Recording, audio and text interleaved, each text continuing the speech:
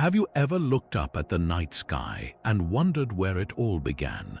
Not just the stars and galaxies, but you, the very molecules that make up your body, your thoughts, your life. The truth is, every atom in your being was once forged in the heart of a star, scattered across the cosmos, and somehow, against all odds, found its way here. But there's one question that goes even deeper than that one that has puzzled scientists, philosophers, and dreamers for centuries. How did the first organic molecules, the building blocks of life itself, come to exist in our vast and seemingly empty universe? This isn't just some abstract scientific puzzle. This is the story of our origins, a mystery that connects each of us to the birth of stars, the chemistry of nebulae, and the violent, beautiful chaos of the early solar system. We're about to embark on a journey through space and time, exploring 30 incredible theories that attempt to explain how life's essential ingredients first appeared.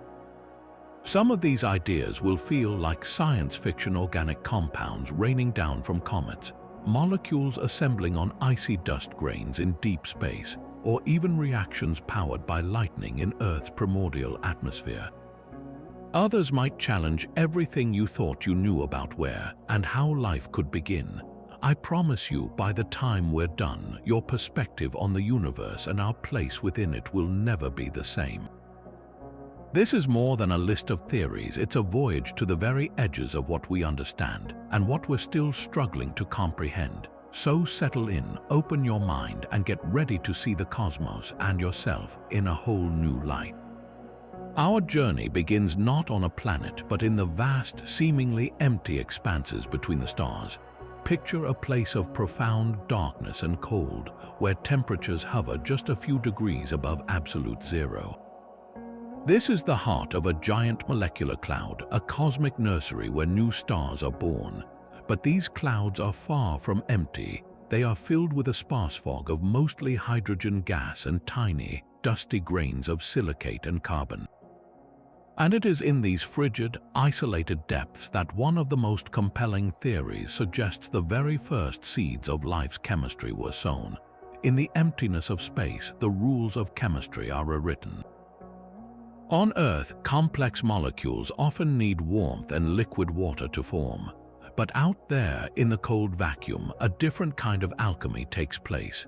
The secret ingredient is energy not from heat, but from the relentless bombardment of cosmic rays and the occasional flicker of ultraviolet light from distant young stars. This energy slowly, over millions of years, breaks apart the simple atoms and molecules floating in the cloud. These newly freed and highly reactive fragments, called radicals, then drift until they gently stick or absorb onto the surfaces of those cold, dusty grains. These microscopic grains act as cosmic workbenches. Their frigid surfaces provide a stable platform, a place where these wandering atoms can meet and, despite the cold, form new and more complex bonds. It's a painstakingly slow process, like building a castle one grain of sand at a time. But given enough time, and the universe has plenty of that, these grains can become coated in a mantle of icy organic material. Through this process, simple but crucial molecules like formaldehyde, hydrogen cyanide, and even amino acids can assemble right there in the void. We know this isn't just theoretical because our telescopes have actually detected the spectral fingerprints of these molecules in these interstellar clouds. It's a humbling thought that the same basic compounds that would one day form the backbone of proteins and DNA were already present, frozen onto dust grains before our own sun even ignited. These clouds eventually collapsed to form new solar systems, meaning these probiotic ingredients would have been baked into the very recipe of planets like Earth from the very start, showering our young world with the raw materials for life as it was forming. Yet if the cold, dark clouds of interstellar space served as a quiet chemistry lab, then comets became the delivery vehicles that brought those experiments to our doorstep. Imagine the early solar system, a chaotic construction site of colliding planetesimals and swirling gas. Among this cosmic debris, countless icy bodies were slung inward from the outer darkness, striking the young, molten Earth in a violent barrage known as the Late Heavy Bombardment. For a long time, scientists saw these impacts as purely destructive events, scorching the planet and sterilizing its surface. But a radical shift in perspective suggests that within these icy missiles lay not death but the very promise of life. This theory casts comets not as agents of apocalypse but as cosmic couriers. These ancient wanderers are essentially frozen time capsules, preserving the original chemical conditions of the solar system's birth. They are made of the same ice, dust, and organic material that once coated those interstellar grains, all clumped together and frozen solid. When they hurtled into Earth's early atmosphere and oceans, they didn't just deliver water, they delivered a pre-made toolkit of organic chemistry. Think of it as the universe sending care packages, each impact potentially seeding our world with sugars, amino acids, and even the nucleobases that form the rungs of DNA's ladder. We no longer have to just imagine this process. We've gone out and checked. The European Space Agency's Rosetta mission provided stunning, direct evidence for this idea. For 2 years, the Rosetta spacecraft orbited comet 67P Churyumov-Gerasimenko, and its lander, Philae, actually touched down on its surface. The data sent back was nothing short of revolutionary. The probe's instruments detected a rich array of prebiotic molecules wafting from the comet's nucleus into space, including the simplest amino acid, glycine, which is a fundamental building block of protein. Perhaps even more significantly, it found phosphorus, a key element in energy-carrying molecules like ATP and in the backbone of DNA. This wasn't a theoretical list of possibilities, it was a real-world inventory, proving that these distant icy worlds are indeed factories and reservoirs of life's raw ingredients. This concept transforms our view of those violent early eons. Each cataclysmic impact becomes a double-edged event. While the energy of the collision would have certainly destroyed any fragile, nascent biology in the immediate vicinity, it also would have diluted these precious organic compounds into the planet's vast, warm global ocean, creating countless sheltered lagoons and pools where the next, more complex steps toward life could begin. The very violence that once seemed to preclude life may have been the essential delivery mechanism that made it possible. But while the idea of a pre-stocked pantry delivered from the heavens is compelling, it begs a fundamental question: what if Earth didn't need a delivery service at all? What if our own planet was perfectly capable of cooking up life's ingredients from scratch?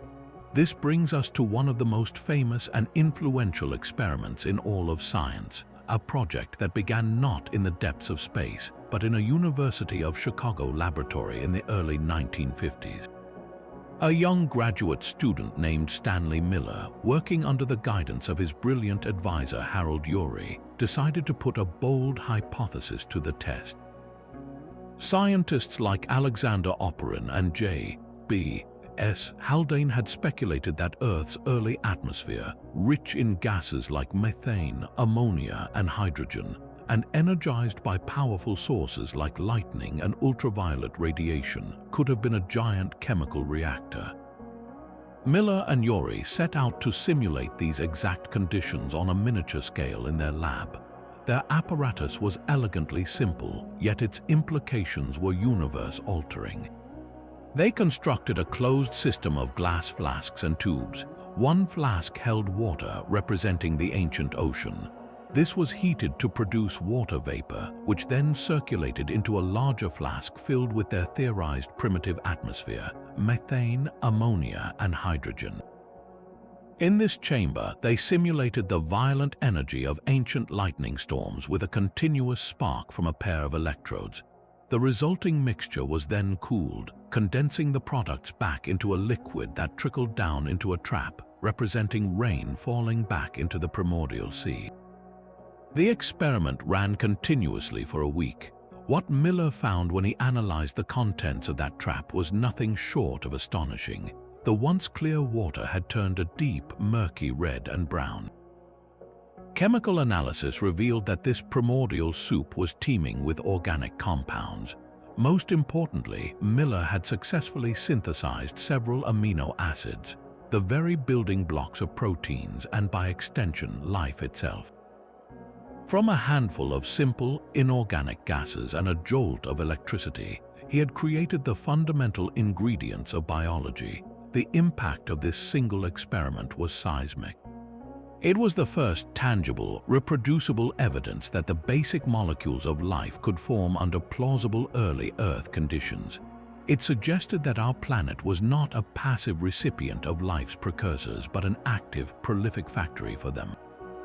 For decades, the Miller-Urey experiment became the cornerstone of origins of life research, a powerful argument for abiogenesis, the idea that life arose naturally from non-living matter.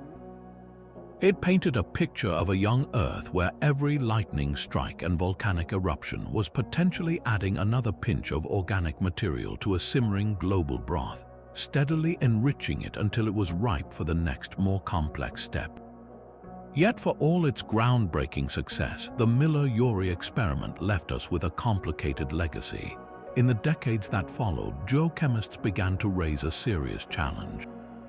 Our understanding of Earth's earliest atmosphere has evolved significantly, and many scientists now believe it was not a reducing environment rich in methane and ammonia, but rather a neutral one dominated by carbon dioxide and nitrogen.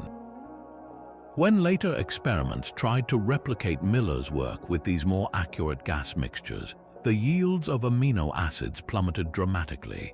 This cast a shadow of doubt, suggesting that if the classic primordial soup wasn't quite the right recipe, we might need to look for a different kitchen altogether. And that search leads us away from the stormy skies and surface pools, plunging deep into the crushing, eternal darkness of the ocean floor. Descend with me past the sunlit zone, through the twilight mesopelagic, and into the abyssal plain where the pressure is immense and no sunlight has ever penetrated. It is here, at the very bottom of the world, that we find one of the most alien and promising environments for the origin of life: hydrothermal vents. These are not volcanoes of fire, but rather volcanoes of water, geological marvels where seawater seeps down through cracks in the ocean crust, is superheated by the planet's molten mantle, and then comes rocketing back up, saturated with dissolved minerals and gases. The landscape is surreal, dotted with towering, chimney-like structures that billow clouds of dark, superheated water, earning them the name black smokers. This might seem like the most inhospitable place imaginable, but it is here that Theory 4 finds its perfect storm of conditions. A hydrothermal vent system is not just a hot spring, it's a sophisticated, natural electrochemical reactor. First, consider the raw materials. The erupting fluid is incredibly rich in hydrogen, hydrogen sulfide, methane, carbon dioxide, and a dissolved soup of metal ions like iron, nickel, and manganese. These are the exact simple, inorganic building blocks needed for organic synthesis. Next, and perhaps most crucially, are the mineral catalysts. The porous rock that makes up the vent chimneys is often iron-sulfur minerals like pyrite, also known as fool's gold. The surfaces of these minerals are exceptionally good at absorbing molecules and catalyzing reactions between them, effectively acting as a natural, non-biological version of the enzymes that life would later evolve. They provide a solid, structured surface where reactants can meet and be guided into forming more complex bonds. Finally, there is the incredible temperature gradient. The vent fluid can be over 700 degrees Fahrenheit, but it immediately mixes with the near-freezing ocean water. This creates a dynamic zone with every possible temperature, allowing for a whole suite of different chemical reactions to occur simultaneously. The heat provides the energy to drive reactions that form bonds, while the rapid cooling helps preserve those fragile new molecules from immediately breaking apart again. This constant flow creates a sustained out-of-equilibrium environment, which is absolutely essential for building up complexity rather than just breaking it down. The elegance of this theory lies in how it solves multiple problems at once. It provides a continuous source of energy and raw materials. It offers natural catalysts to guide the chemistry. And perhaps most profoundly, it suggests a way that the first cell-like compartments could have formed. The same mineral structures that are catalyzing reactions are also forming microscopic cavities and pores. These tiny, sheltered chambers could have concentrated the newly formed organic molecules, potentially allowing for the assembly of more complex polymers and the emergence of something that truly resembled a primitive, self-sustaining chemical system, all protected from the chaotic ocean above. It paints a picture of life not beginning in a sun-drenched pond, but in the rocky, chemical-rich heart of these deep sea towers, powered by the very heat of the young Earth itself. Yet even this theory of a deep-sea genesis faces its own challenges. If life's building blocks were forged in the crushing pressure and searing heat of hydrothermal vents, how did these delicate molecules survive the journey to the surface world? This puzzle brings us back to the heavens, but not to comets this time. We must turn our gaze to the silent, ancient messengers that have been falling to Earth for billions of years, meteorites. Specifically, a rare and precious class known as carbonaceous chondrites. These are not the familiar iron or common stony meteorites. Carbonaceous chondrites are primitive, largely unchanged relics from the very dawn of our solar system, over 4.5 billion years ago. They are the leftover construction materials from the planetary formation process that never got baked into a planet, and within their dark, crumbly matrix, they hold a treasure trove of secrets. Scientific analysis has revealed that these space rocks are veritable warehouses of probiotic chemistry. They have been found to contain a stunning array of over 70 different amino acids. But that's just the beginning. They also carry within them nucleobases, the informational components of RNA and DNA sugars essential for metabolism, and even fatty acids that could form the membranes of the first cells. The significance of this cannot be overstated. It provides a tangible, physical catalog of the organic diversity that was raining down on the early Earth continuously. We are not talking about theoretical compounds. We have actual samples of this material recovered from falls like the Murchison meteorite that landed in Australia in 1969. The Murchison meteorite became a scientific sensation because its analysis proved, beyond any doubt, that complex organic synthesis was happening on a widespread scale in the early solar system, entirely independent of any planet.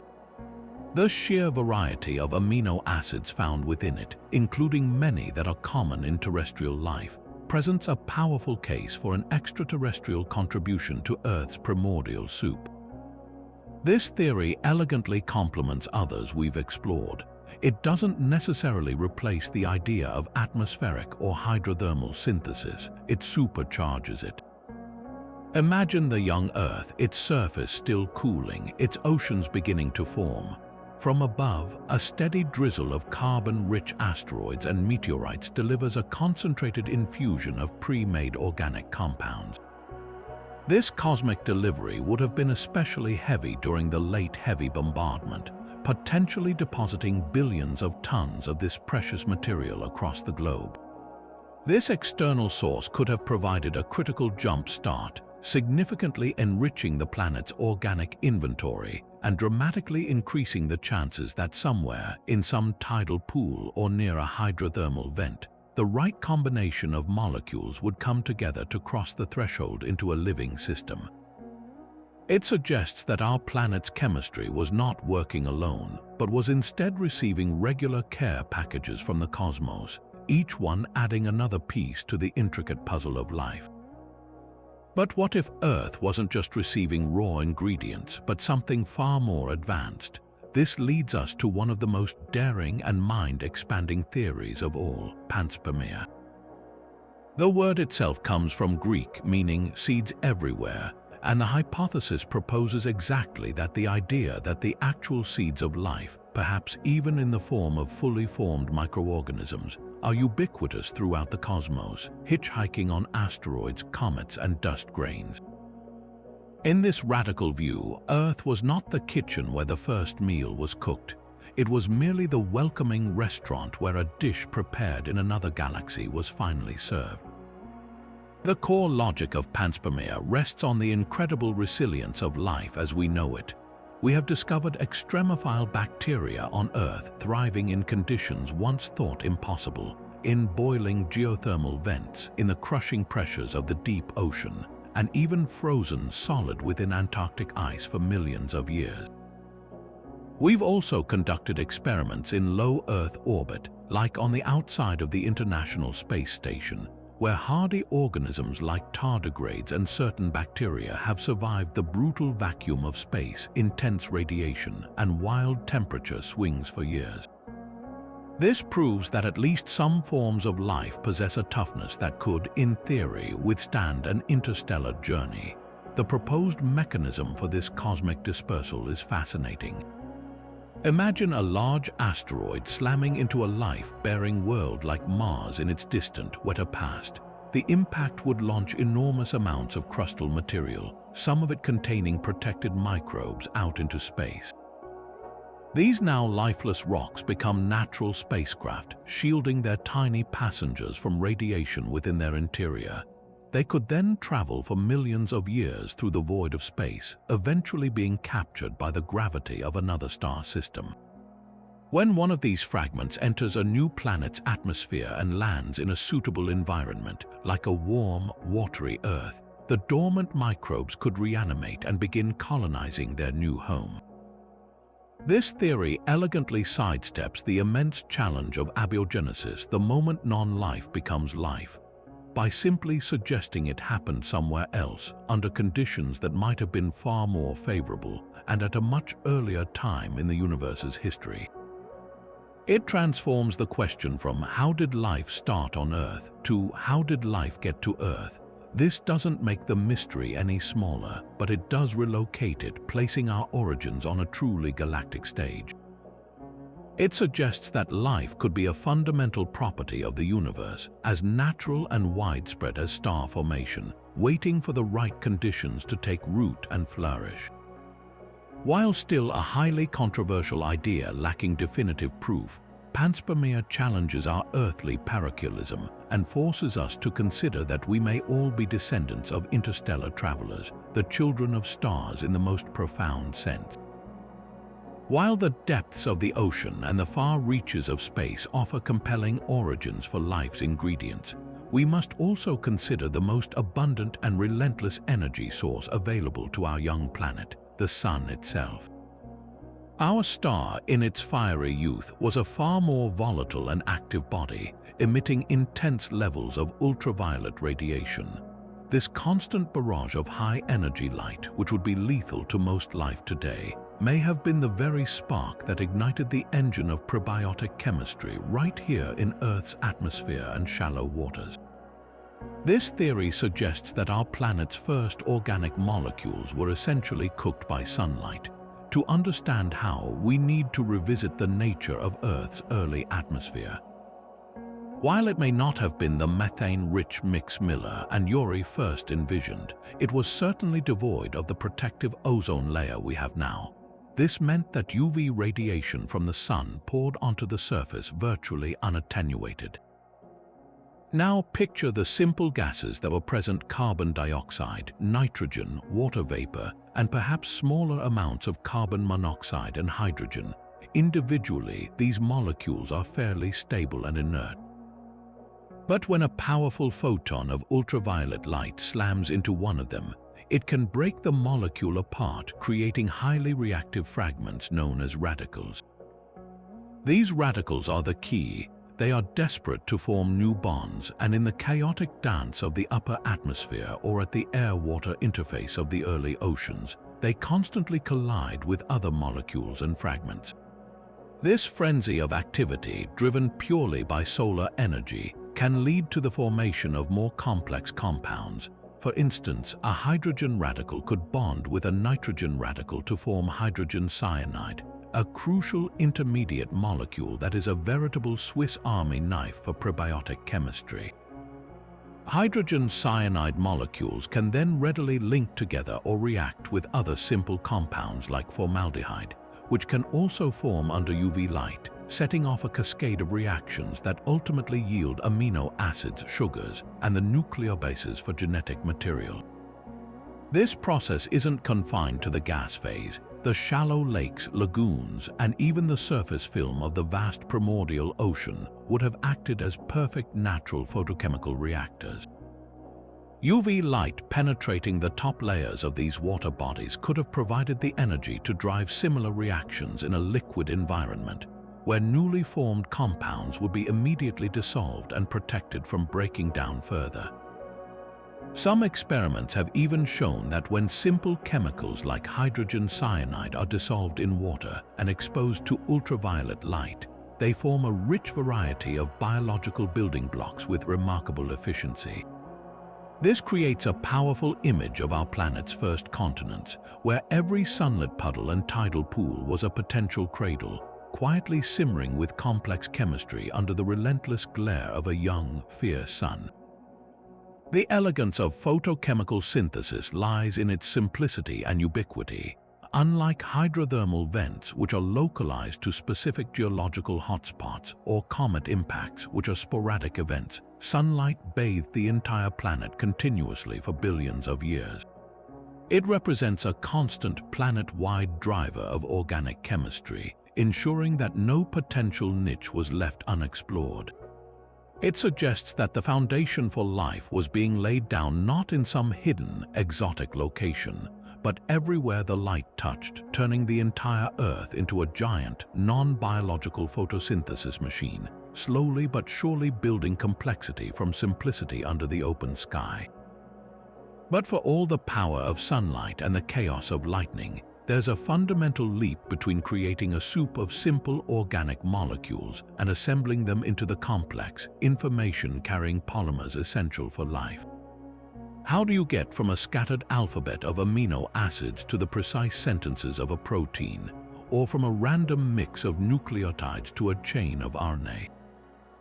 This puzzle leads us to a theory that is both profoundly simple and elegantly sophisticated, one that suggests the answer might lie not in a dramatic energy source, but in the quiet, patient chemistry of the mud beneath our feet. This is the theory of clay mineral catalysis. Picture the vast, barren landscapes of the early Earth after the heavy bombardment began to subside. Volcanic activity was still widespread, and the interaction of water with freshly exposed volcanic rock was relentlessly weathering it down, creating vast deposits of fine, wet clay along shorelines, river deltas, and the bottoms of shallow seas. To our eyes, it would look like nothing more than unremarkable, slimy mud. But on a microscopic level, this mud was a dynamic, highly organized world bustling with chemical potential. Certain clays, like montmorillonite, possess a unique and powerful structure. Imagine them as incredibly thin, stacked sheets, like a deck of cards on an atomic scale. The surfaces of these sheets carry a natural electrical charge, and between each layer is a tiny, welcoming space that can attract and trap molecules. This structure gives clay three extraordinary properties that make it a perfect candidate for a probiotic factory. First, its charged surface acts as a powerful catalyst, lowering the energy required for certain key chemical reactions to occur. Second, its layered structure provides an organized template, a sort of molecular scaffolding that can line up building blocks in the correct order and orientation. And third, it can naturally form microscopic compartments, creating protected environments where new molecules can concentrate and interact without being diluted away. The most compelling evidence for this theory comes from laboratory experiments that directly test these properties. Scientists have shown that when you mix simple, activated nucleotides, the building blocks of RNA, with a solution containing montmorillonite clay, something remarkable happens. The clay doesn't just passively sit there, it actively facilitates the formation of chemical bonds. The charged surface of the clay attracts the nucleotides and holds them in place, dramatically increasing the chance that they will link together. In a matter of hours, the clay can catalyze the formation of RNA chains over 100 units long from a solution that would otherwise remain a disorganized soup. This isn't a trivial result. It's a demonstration of how a simple, abundant geological material could directly help build the very molecules we believe were central to the origin of life. The implications are staggering. It suggests that the transition from chemistry to biology might not have required a mysterious, improbable event. Instead, it could have been a common, almost inevitable process happening wherever water, rock, and organic compounds met. These clay flats would have been dynamic environments, too wetted by tides or rain, then dried by the sun, cycling repeatedly. Each cycle of wetting and drying would have further concentrated the molecules and driven the formation of longer and more complex chains, relentlessly pushing chemistry toward greater complexity. In this quiet, undramatic setting, the most fundamental structures of life may have slowly, patiently assembled themselves, molecule by molecule, on a template of common clay, writing the first draft of our genetic code in the mud of a vanished world. But the quiet chemistry of clay and the constant energy of sunlight are not the only terrestrial forges we must consider. To find the next potential crucible for life's ingredients, we must journey to one of the most primal and powerful landscapes on the early Earth, the volcano. Theory 9 proposes that these geological powerhouses, with their explosive energy and rich chemical soups, acted as natural laboratories, relentlessly churning out organic compounds through a combination of intense heat, catalytic minerals, and a ready supply of reactive gases. Envision the Hadean Aeon, a time aptly named for the Greek god of the underworld. The planet was a tumultuous canvas of relentless volcanic activity. The sky would have been thick with ash, the land constantly shaking, and the horizons lit by the fiery glow of countless eruptions. While this seems like a vision of pure destruction, within this chaos lies a potent recipe for creation.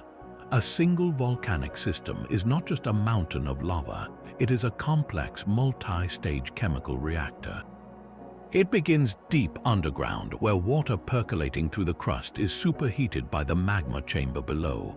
This hot, pressurized water becomes an aggressive solvent, relentlessly leaching minerals and gases from the surrounding rock. Elements like sulfur, phosphorus, iron, nickel, and carbon dioxide.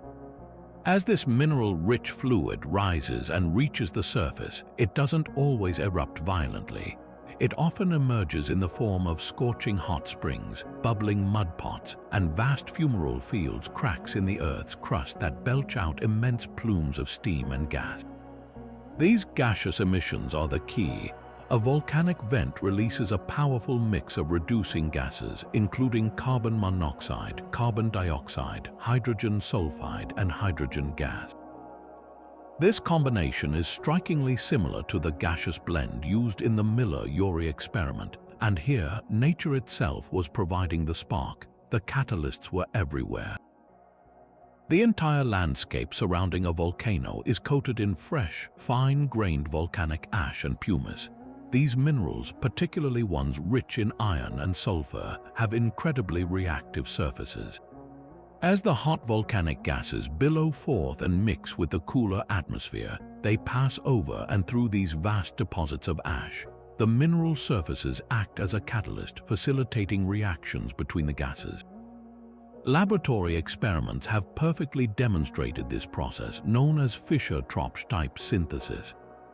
When researchers pass mixtures of carbon monoxide and hydrogen gas over the surface of common volcanic minerals like magnetite or chromite, which were abundant on the early Earth, the reaction readily produces a complex suite of organic molecules, including long-chain hydrocarbons and fatty acids, the very compounds needed to form the membranes of the first cells. The environment provides another critical advantage, a tremendous thermal gradient. The gases erupt from the vent at temperatures often exceeding 1000 degrees Fahrenheit, but they immediately begin to cool as they expand into the air. This rapid cooling is essential because it freezes the newly formed and often fragile organic compounds in place, preventing them from immediately breaking down again from the intense heat that created them. This process effectively traps the products of the high-energy synthesis, preserving them in the cooler volcanic ash and mud where they can accumulate over time. Then, with the next rain, these newly minted organic molecules would be washed down the slopes, concentrating them in warm, acidic pools at the base of the volcano, creating a rich, nutrient-dense soup primed for the next steps toward biological complexity. In this way, the volcano's destructive fury was inextricably linked to its creative potential, offering a constant, planet-wide source of organic building blocks, forged in fire and preserved in stone. Yet as we move from the fiery slopes of volcanoes, we must venture even deeper to a realm so alien and inaccessible it might as well be another planet, the crushing depths of the Earth itself. This theory pushes the boundary of where life's beginnings could have occurred, suggesting that the necessary organic chemistry wasn't just happening on the surface or in the oceans, but was being forged in the immense pressure and searing heat of the planet's own subterranean depths. To grasp this idea, we need to abandon our surface-based perspective entirely. The early Earth was a geologically hyperactive world, with its crust constantly being recycled and subducted, swallowed back into the mantle. This process would have dragged vast quantities of surface material down with it, including water-rich minerals, carbonates, and even the simple organic compounds we've discussed from other sources. Once subducted, this material isn't simply destroyed. It enters a new and incredibly dynamic chemical environment. At depths of dozens, even hundreds of kilometers, pressures can exceed tens of thousands of times that of our surface atmosphere, and temperatures can soar to many hundreds of degrees Celsius. Conventional wisdom would say that such brutal conditions are incompatible with the formation of delicate organic molecules. They should instantly be torn apart. But a growing body of research in the field of deep Earth geochemistry is turning that assumption on its head. It appears that under these extreme conditions, the rules of chemistry are rewritten. The very pressure that seems destructive can actually force reactions to occur that would be impossible at the surface, stabilizing molecules that would otherwise be unstable. Furthermore, the minerals that make up the Earth's mantle, such as olivine and various oxides, can act as powerful catalysts under these conditions. The key player in this subterranean factory is a process called serpentinization. This occurs when water, trapped in minerals within the oceanic crust, reacts with the mantle rock olivine. This reaction is exothermic, meaning it releases heat, and it also produces two crucial things, a mineral called serpentine and copious amounts of hydrogen gas. This hydrogen is the magic ingredient. It is a powerful reducing agent, and in the high-pressure, high-temperature environment of the deep crust and upper mantle, it can readily react with carbon dioxide that was also subducted from the surface. Through a series of steps, this reaction can lead to the formation of methane and even more complex hydrocarbons. The most compelling evidence for this comes from a surprising place: the microscopic fluid inclusions found within diamonds.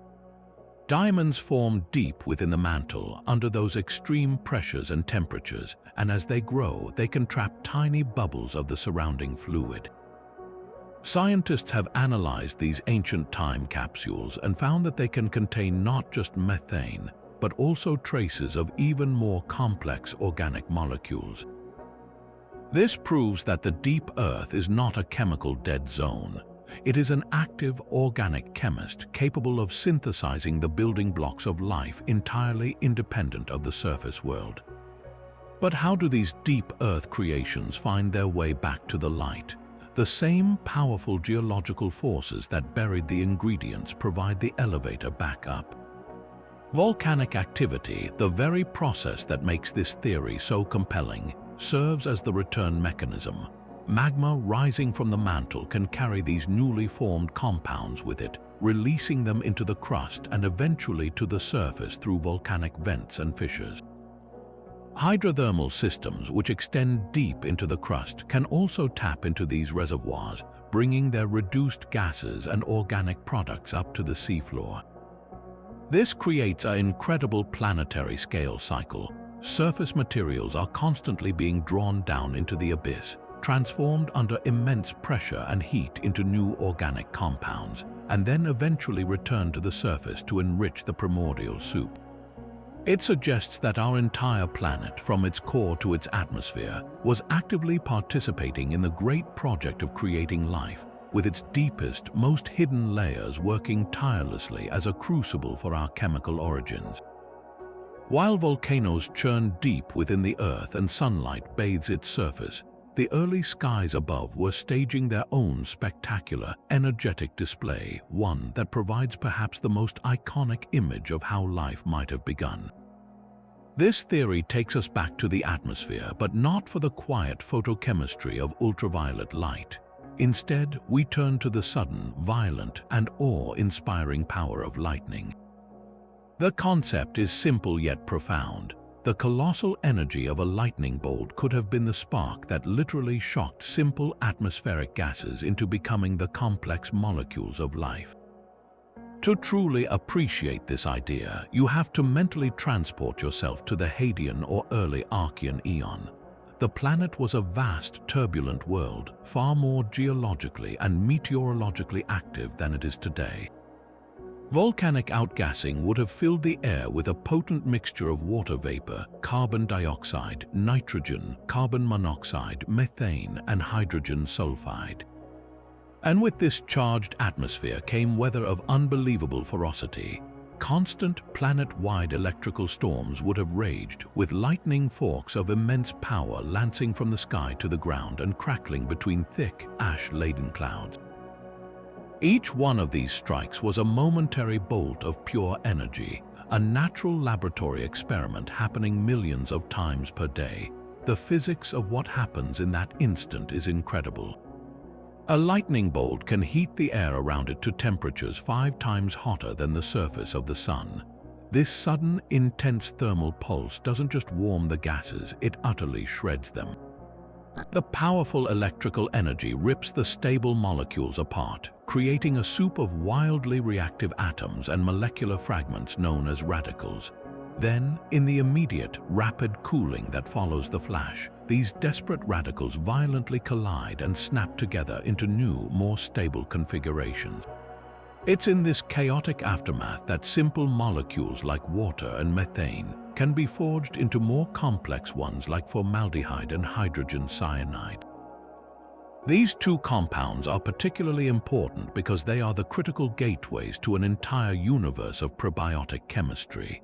They readily react with each other and other molecules to form amino acids, sugars, and the nucleobases for RNA and DNA.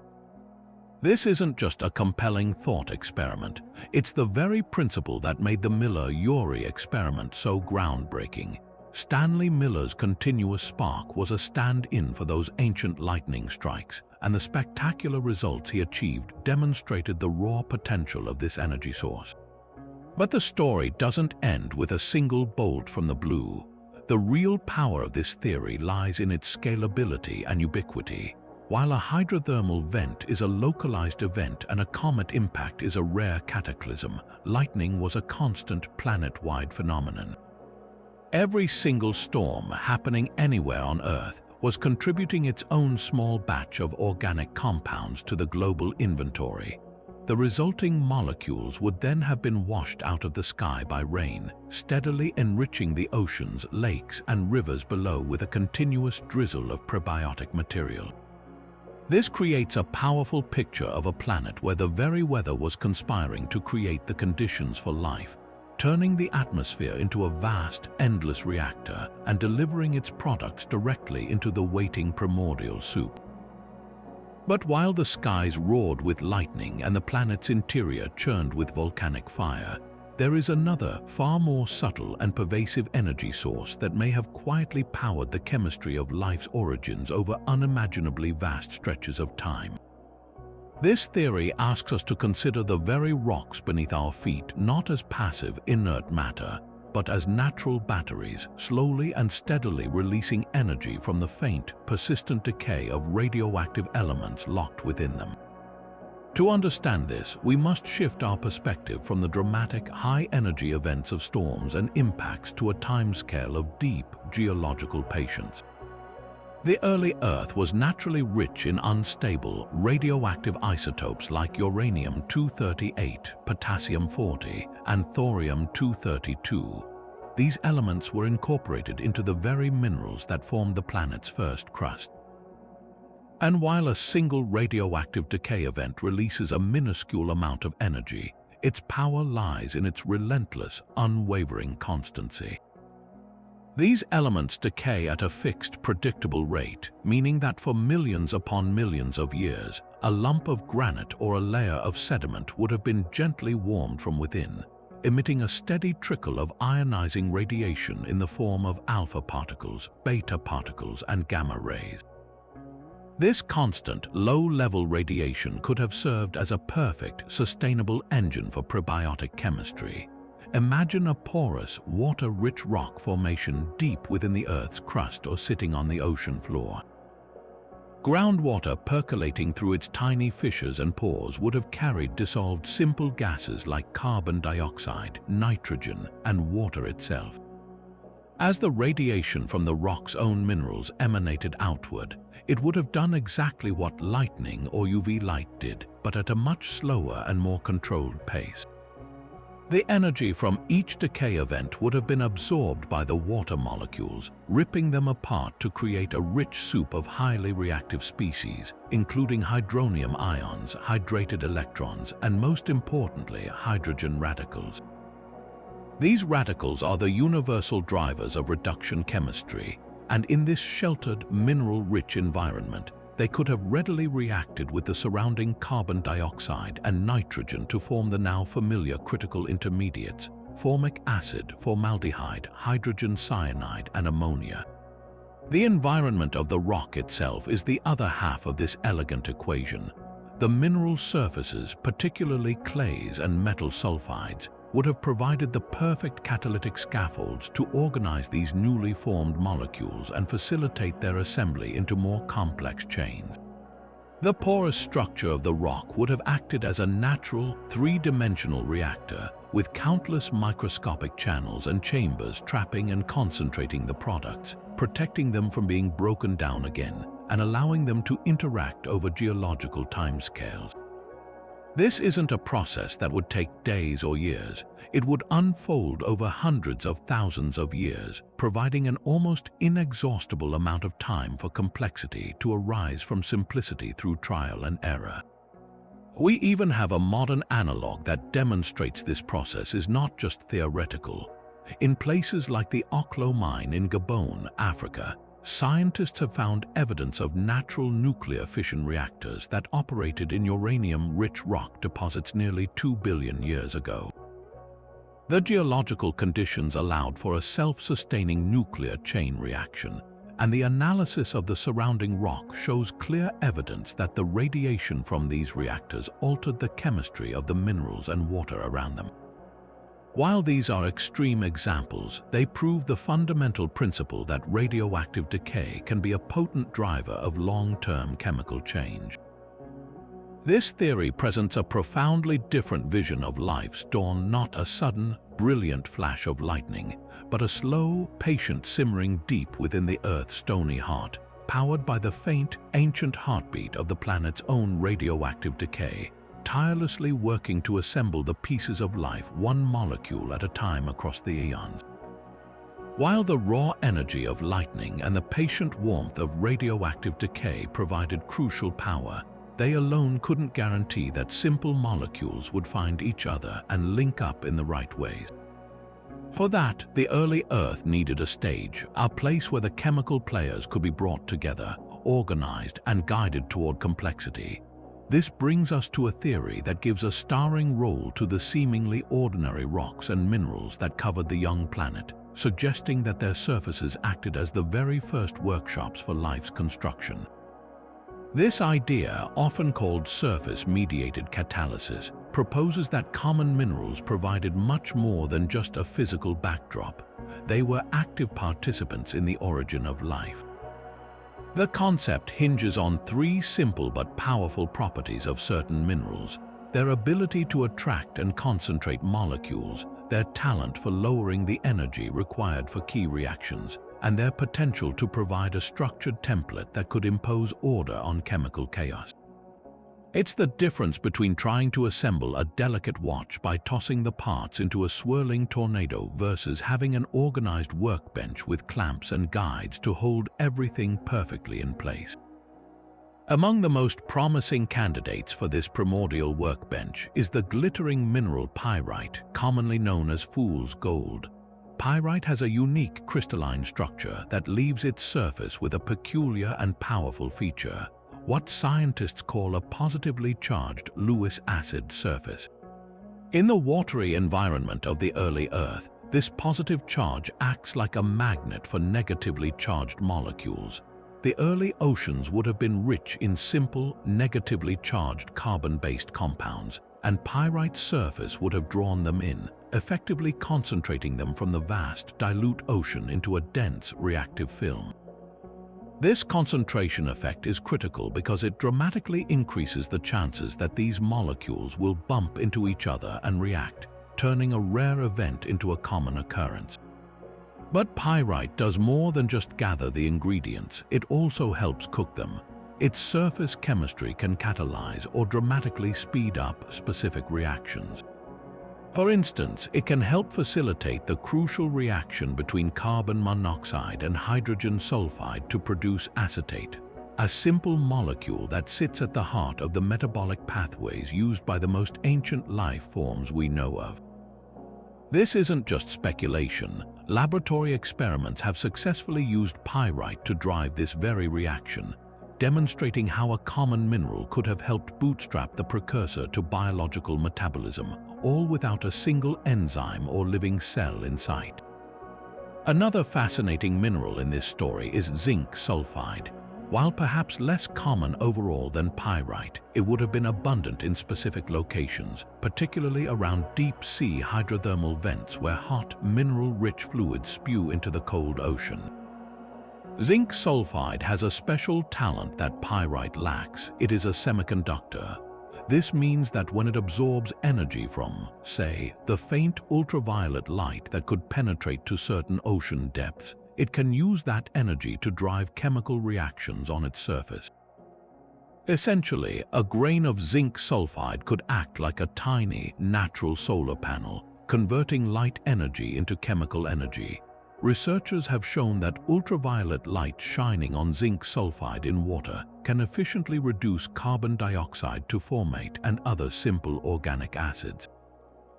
This process provides a beautiful bridge between different theories, combining the mineral surface catalysis of the vent environment with the energy harvesting potential of light. It suggests that even in the deep, dark sea away from the sun's direct rays, the faint glow of geothermal activity or the penetrating trickle of UV light could have powered a steady production of organic building blocks on these semiconducting surfaces. The true elegance of this theory lies in its versatility and its power to solve multiple problems at once. A mineral surface doesn't just make reactions faster, it can also make them more selective, favoring the formation of specific, useful molecules over a random jumble of products.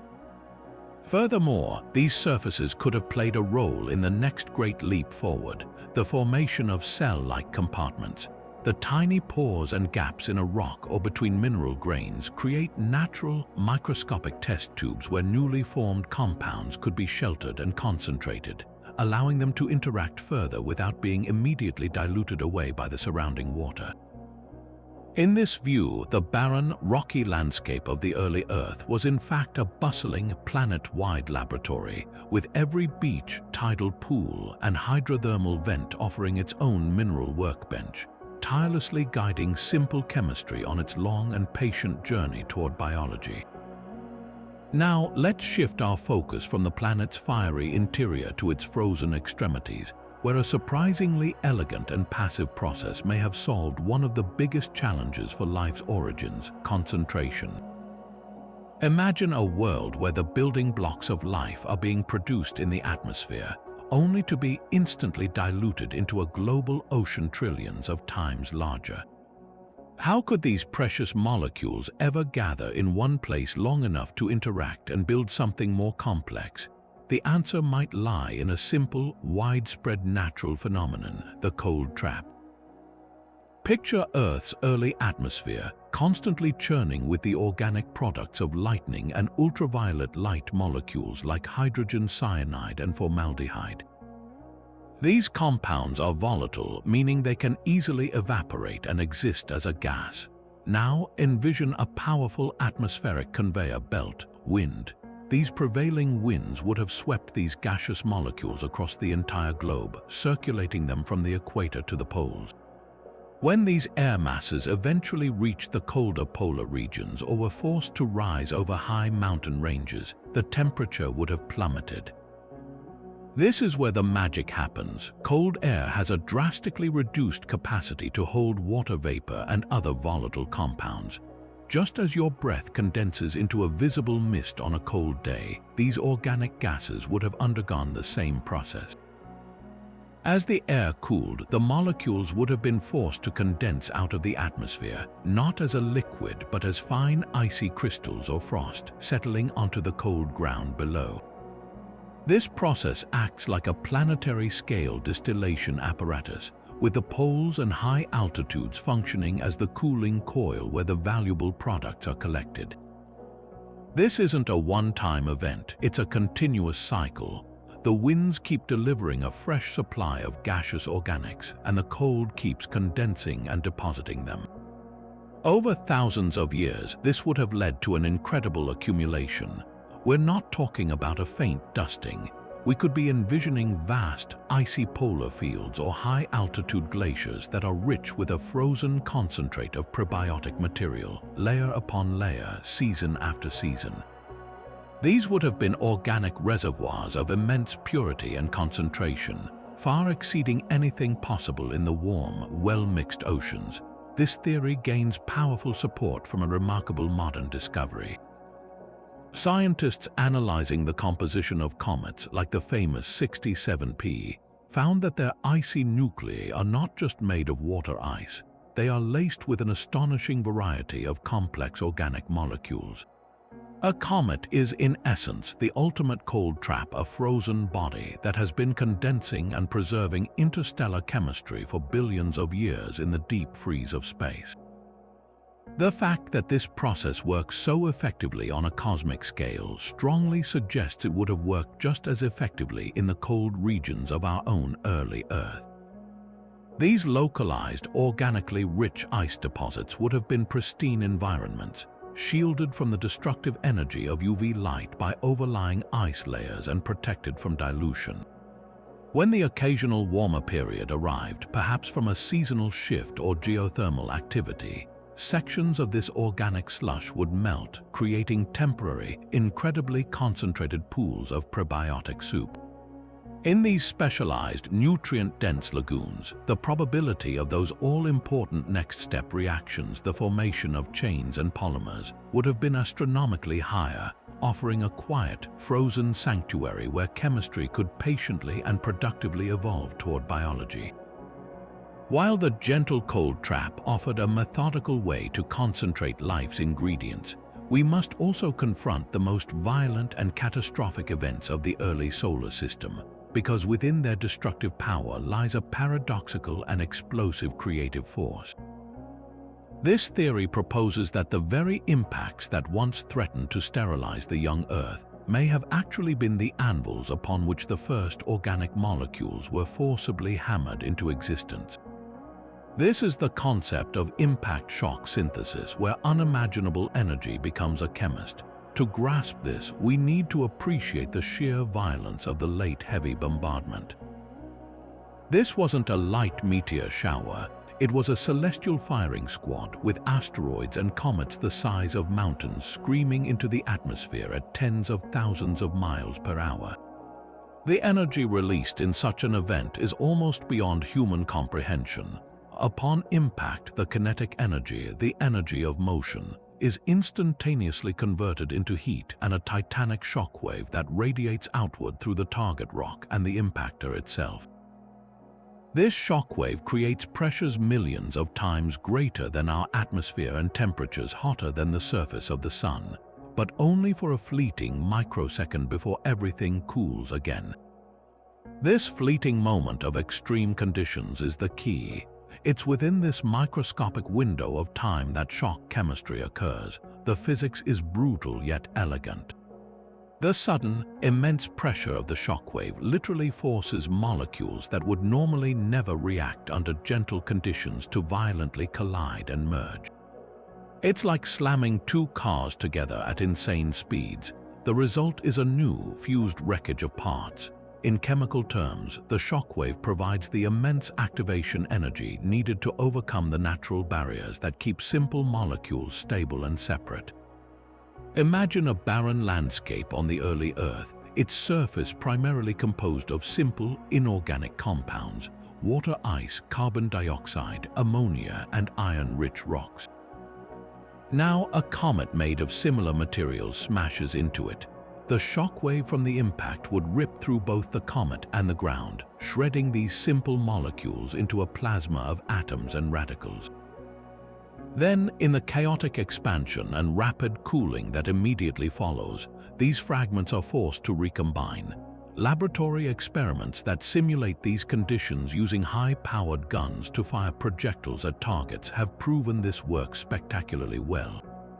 Researchers have shock-processed mixtures of simple ices like methane, ammonia, and water, the very components of comets and the early Earth's crust, and found that the process efficiently produces a rich array of amino acids, including glycine and alanine. This theory provides an elegant solution to a major problem.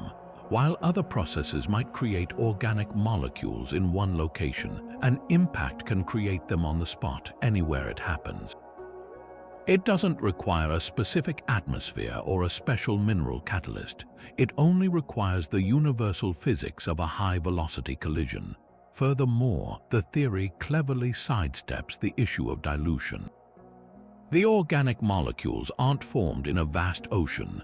They are synthesized within the impact plume itself, a dense, hot cloud of material that then rains back down onto the surface as a concentrated, localized layer of prebiotic riches.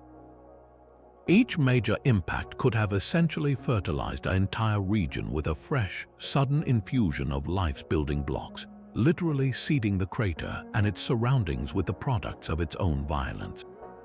This transforms our view of these apocalyptic events from purely destructive forces into potential gardeners of life, using the most extreme methods imaginable to till the soil and plant the chemical seeds for a future they could never see.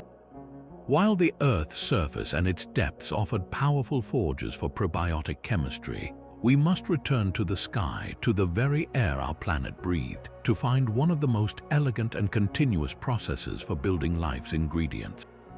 This theory suggests that the young sun, in its constant, steady blaze, didn't just provide warmth and light.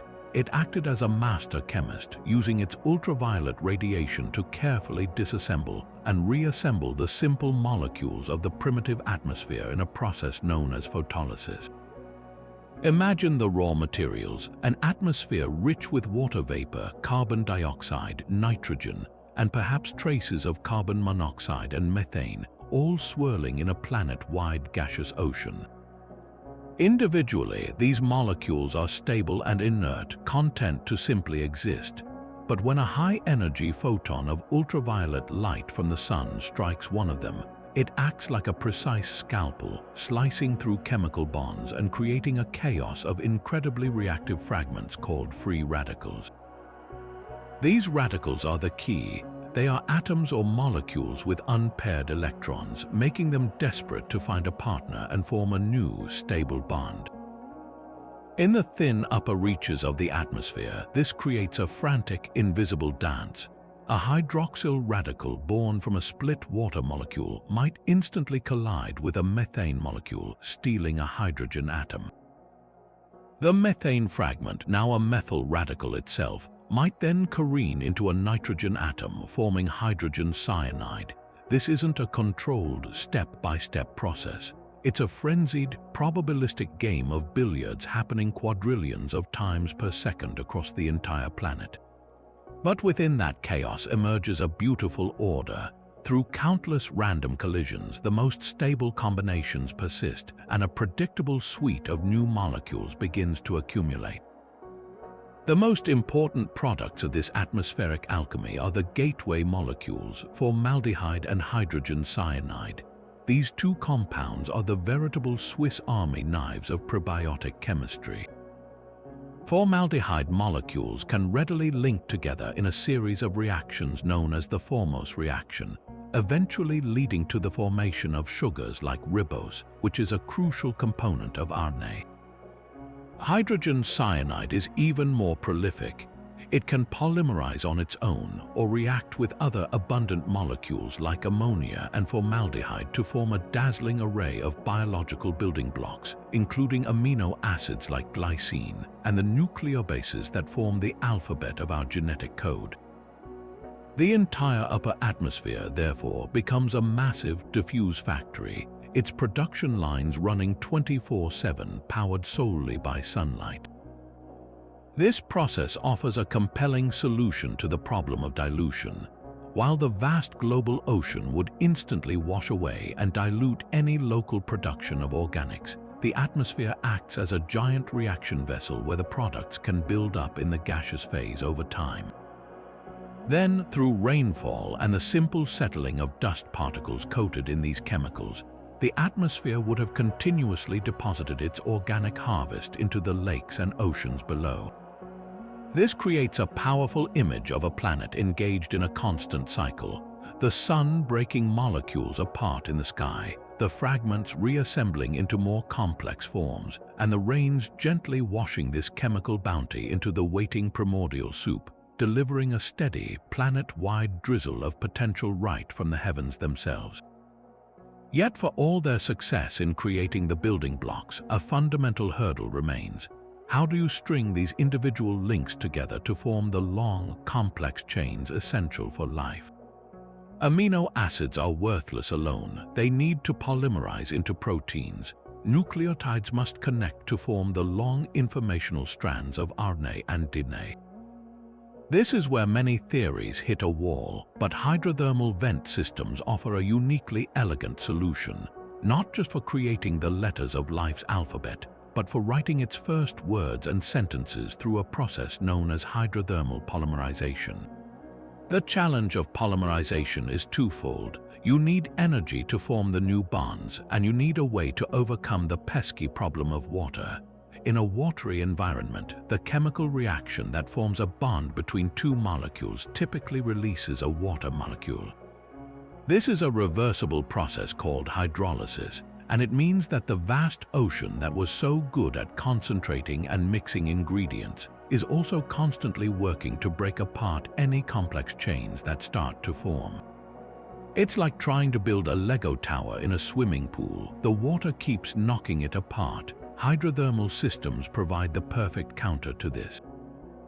Their incredible heat provides the activation energy needed to drive the condensation reactions that form polymers, and perhaps more importantly, their dynamic structure offers a way to momentarily escape the destructive power of the surrounding water. Imagine a microscopic pore within the porous, mineral-rich wall of a black smoker chimney. Superheated, mineral-laden water from deep within the earth is constantly surging up through this network of tunnels. As this fluid moves through the rock, it experiences drastic and rapid changes in temperature and pressure.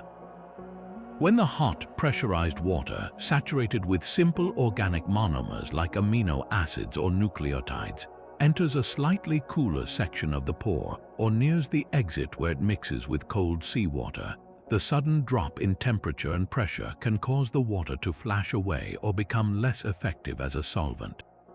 This creates a temporary dry-down effect, or at the very least, a zone of extreme concentration within the microscopic chamber of the pore. In this sheltered, super-concentrated, and energy-rich environment, the polymerization reaction suddenly becomes not just possible but probable. The mineral surfaces lining the pore, particularly clays and metal sulfides, act as more than just catalysts. They become a structural scaffold. Their charged surfaces can hold the growing chains in place, aligning the monomers perfectly to facilitate the formation of chemical bonds between them, effectively building the polymer link by link. Laboratory experiments have powerfully demonstrated this concept. Scientists have circulated solutions of single amino acids through simulated hydrothermal systems apparatuses that replicate the high temperatures and pressures of a vent, and have successfully produced short chains of amino acids called peptides and even longer protein-like polymers. The same process has been shown to work for nucleotides, coaxing them to link into RNA-like chains dozens of units long. This isn't a slow, passive process waiting for a lucky accident. The entire hydrothermal vent system is a continuous flow reactor, constantly cycling material. A single amino acid might be carried into a hot zone, get incorporated into a growing chain on a mineral surface, and then as the flow changes, the newly formed peptide could be carried away to a cooler, more stable region of the vent field before the surrounding water can break it apart again. This constant churning and cycling means the system isn't just making attempts. It's running countless experiments per second over millions of years, progressively building up complexity and testing which polymers are stable and functional. It provides a natural mechanism to bridge the greatest gap in the origin of life, the leap from a scattered soup of interesting chemicals to the organized, functional polymers that are the undeniable hallmark of all living things. In the restless, mineral-hearted labyrinths of these deep sea towers, the first sentences of the genetic code may have been patiently written, one bond at a time, in a language of chemistry and flow. While comets and asteroids delivered their cargo in violent, spectacular impacts, there was another, far more gentle and constant rain falling on the early Earth, a silent drizzle of cosmic dust. This theory shifts our focus from the cataclysmic to the continuous, suggesting that the most reliable delivery service for life's ingredients wasn't the occasional gigantic impactor, but the unending shower of microscopic particles that has been dusting our planet since its formation. These are interplanetary dust particles, or IDP, tiny remnants from the formation of the solar system that are still arriving on Earth every single day. To understand their significance, you have to appreciate their scale and persistence. During the Hadean and Archean eons, the inner solar system was a far dustier place than it is today, filled with the debris left over from planet formation. Earth, in its journey around the Sun, was constantly plowing through this dense cloud of fine material. Estimates suggest that even today, tens of thousands of tons of this cosmic dust accumulate on Earth annually. Back then, that rate would have been orders of magnitude higher. While a single dust particle is vanishingly small, over millions of years this represents a truly staggering delivery of extraterrestrial material, not in a few massive, sterilizing blows, but in a steady, planet-wide infusion. But what makes these tiny specks so special? It's their composition and their journey. Many IDPs are rich in carbon, and they originate from comets and asteroids, meaning they carry the same probiotic organic compounds we've discussed. However, their small size is their greatest advantage. When a dust particle enters Earth's atmosphere, it doesn't experience the searing heat and violent shockwaves that threaten to destroy the organics on a larger meteorite. Instead, these micrometeorites decelerate gently high in the atmosphere, their immense surface area to volume ratio allowing them to radiate heat away efficiently. They essentially drift down to the surface like fine snow, their precious organic cargo perfectly preserved intact by a relatively gentle descent. This creates a powerful picture of a constant, gentle fertilization of the entire planet. Unlike an impact that deposits its organics in one catastrophic and potentially sterilizing location, cosmic dust would have settled evenly across the globe, quietly enriching every ocean, every lake, and every landmass with a thin, continuous film of prebiotic material. It would have fallen into tidal pools, settled onto the surfaces of clay flats, and dissolved into the early oceans, providing a ubiquitous and renewable source of building blocks. This process wouldn't just add to the primordial soup, it would constantly replenish it, counteracting the natural breakdown of these compounds by hydrolysis or UV light. It suggests that the Earth's organic inventory wasn't a one-time gift from a few large donors, but the result of a patient, billion-year-long savings plan, where the universe contributed its pennies every single day, slowly but surely building up the wealth of chemistry needed for life to emerge.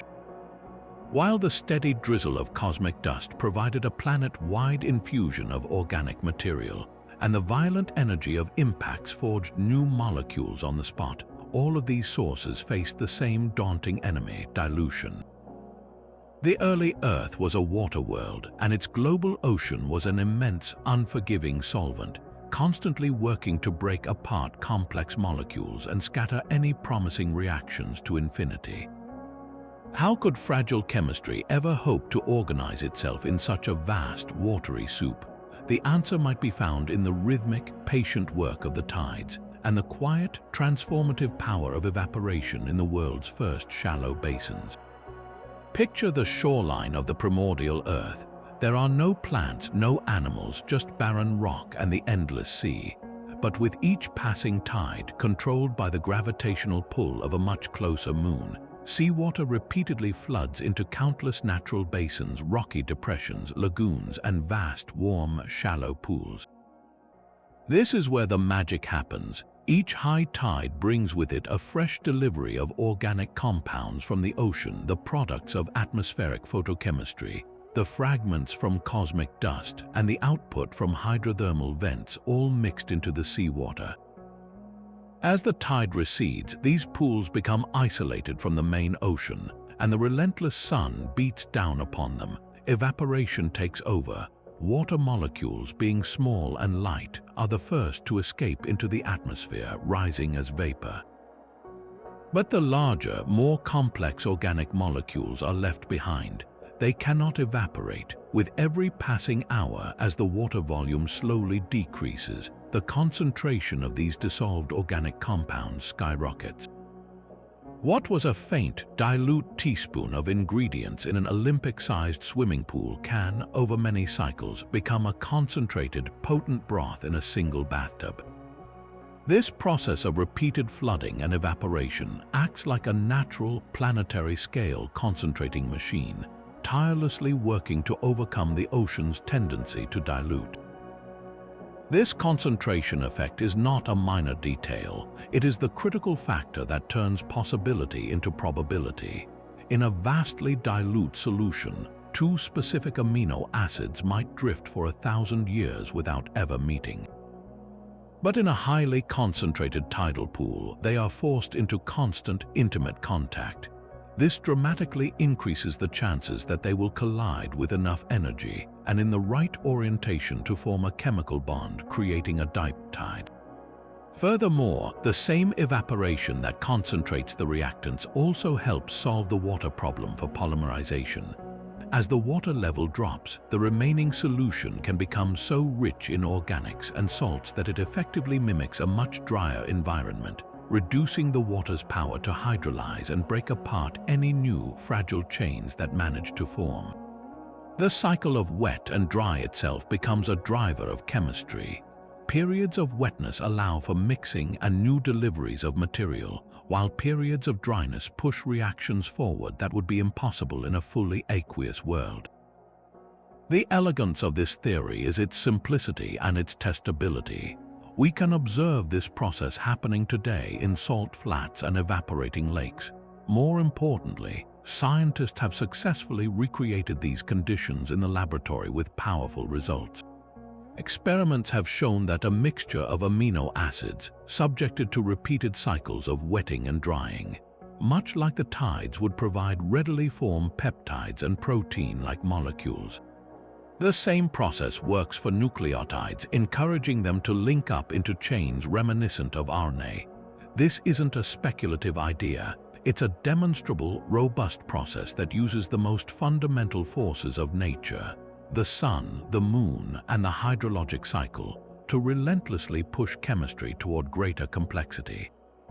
It suggests that the very shorelines of our planet, bathed in sunlight and washed by the tides, were not just a backdrop for life's origin, but an active, universal kitchen, using evaporation as its chef to slowly, patiently reduce the primordial soup into a rich, reactive stew where the next great leap toward biology could finally and inevitably occur. But while tides and evaporation concentrated the ingredients and mineral surfaces provided the workbenches, life's first steps required more than just assembly. They required a fundamental driving force, a constant flow of energy to push chemistry uphill against the tide of equilibrium. This brings us to a theory that finds immense power not in a single location, but in the subtle, persistent boundaries between them. It's the concept of redox gradient synthesis, where the very difference between two environments creates a natural battery, and electron transfer becomes the engine of creation. To understand this, we need to think like a chemist and see the world not as solid and liquid, but as a landscape of energy. The term redox is a combination of reduction and oxidation, which are simply fancy terms for the transfer of electrons from one substance to another. An electron donor wants to give them away, and an electron acceptor wants to take them. This exchange is the basis of almost all energy generation in biology, from our own cellular respiration to photosynthesis. The theory proposes that long before the first cell, the inorganic world was already conducting this same electron dance, and the stage was set at any place where two chemically distinct environments met. Imagine the interface between a hydrothermal vent and the cold, deep ocean. The vent fluid gushing from below is incredibly rich in electron donors, gases like hydrogen sulfide and hydrogen gas, and dissolved metals like ferrous iron. These compounds are in a reduced state, brimming with chemical potential energy, having been formed in the oxygen-free, high-pressure depths of the Earth's crust. Just inches away is the oxygen-rich ocean water, which contains powerful electron acceptors, most notably carbon dioxide and sulfate ions. Where these two fluids meet and mix, a steep chemical gradient is established. It's like the line between a powerhouse and a power drain. There's a powerful urge for electrons to flow from the reduced compounds to the oxidized ones, and this flow of energy can be harnessed to do chemical work. This isn't a passive meeting, it's a frenetic zone of activity. The energy released from these spontaneous electron transfers can be captured to drive otherwise impossible reactions. For instance, the reduction of carbon dioxide, a very stable, oxidized molecule, into more useful, reduced organic molecules like formate or acetate requires an input of energy. In this gradient, the energy released from, say, hydrogen sulfide reacting with oxygen could be coupled to fuel that carbon dioxide reduction. The entire mixing zone becomes a natural, non-biological version of a metabolic pathway, with one reaction providing the power for the next. We see stunning modern evidence for this process at hydrothermal vent systems today, where vast microbial communities thrive not on sunlight, but on the chemical energy of these redox gradients. The microbes are essentially plugging their metabolism into the planet's natural battery. This theory suggests that the first organic syntheses were a purely geochemical phenomenon, a happy accident of geology and chemistry that created a sustained, energy-rich environment. The porous, mineral-rich chimneys of the vents would have provided the perfect solid substrate to facilitate these electron transfers, their conductive surfaces acting like microscopic wires to shuttle electrons efficiently from donor to acceptor. In this dynamic, ever-changing frontier between the reduced underworld and the oxidized ocean, the universe found a way to generate not just the building blocks of life, but the very energetic logic that would come to define it, turning a simple geological boundary into the cradle of metabolism itself. While the raw power of sunlight and the quiet gradients of chemistry each played their part, the real magic may have begun when these two forces joined together, supercharged by the most common materials on the young Earth's surface. This theory explores a powerful synergy, suggesting that certain widespread minerals didn't just passively facilitate reactions. They actively harnessed the sun's energy, transforming themselves into microscopic, solar-powered factories for prebiotic synthesis. This is the concept of mineral-mediated photochemistry, where ordinary rocks became the universe's first solar panels. To appreciate this idea, we need to move beyond thinking of minerals as inert, passive surfaces. A specific class of them, known as semiconductors, possesses a remarkable property. Their atomic structure allows them to absorb light energy and use it to momentarily free up electrons, creating a separated state of negative charge and positive charge. This fleeting charge separation is a potent source of energy, ready to be donated to drive chemical reactions. On the early Earth, two minerals in particular were likely abundant and perfectly suited for this role: zinc sulfide and titanium dioxide.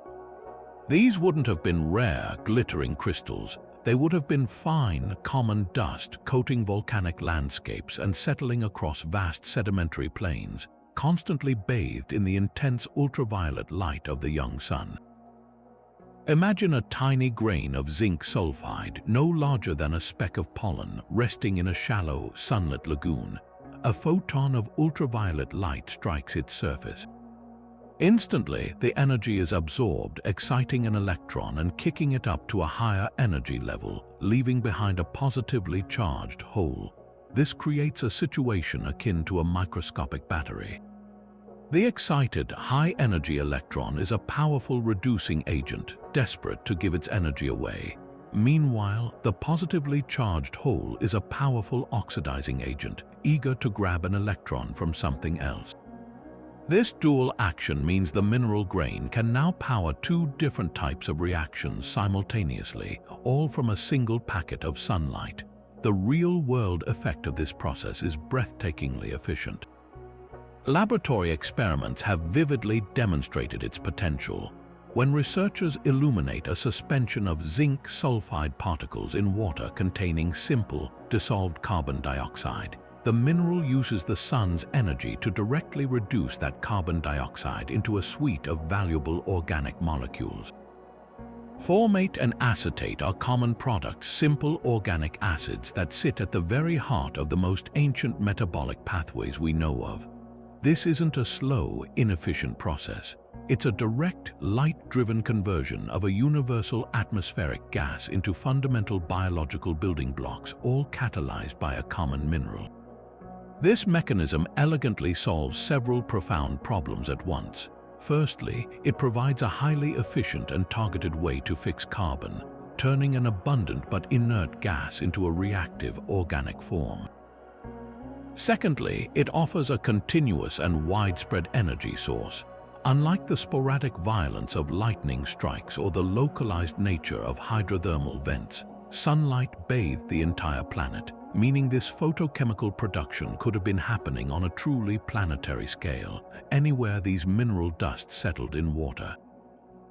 Every sunlit puddle, lagoon, and coastal shelf dusted with these semiconductors could have been a tiny, productive reactor.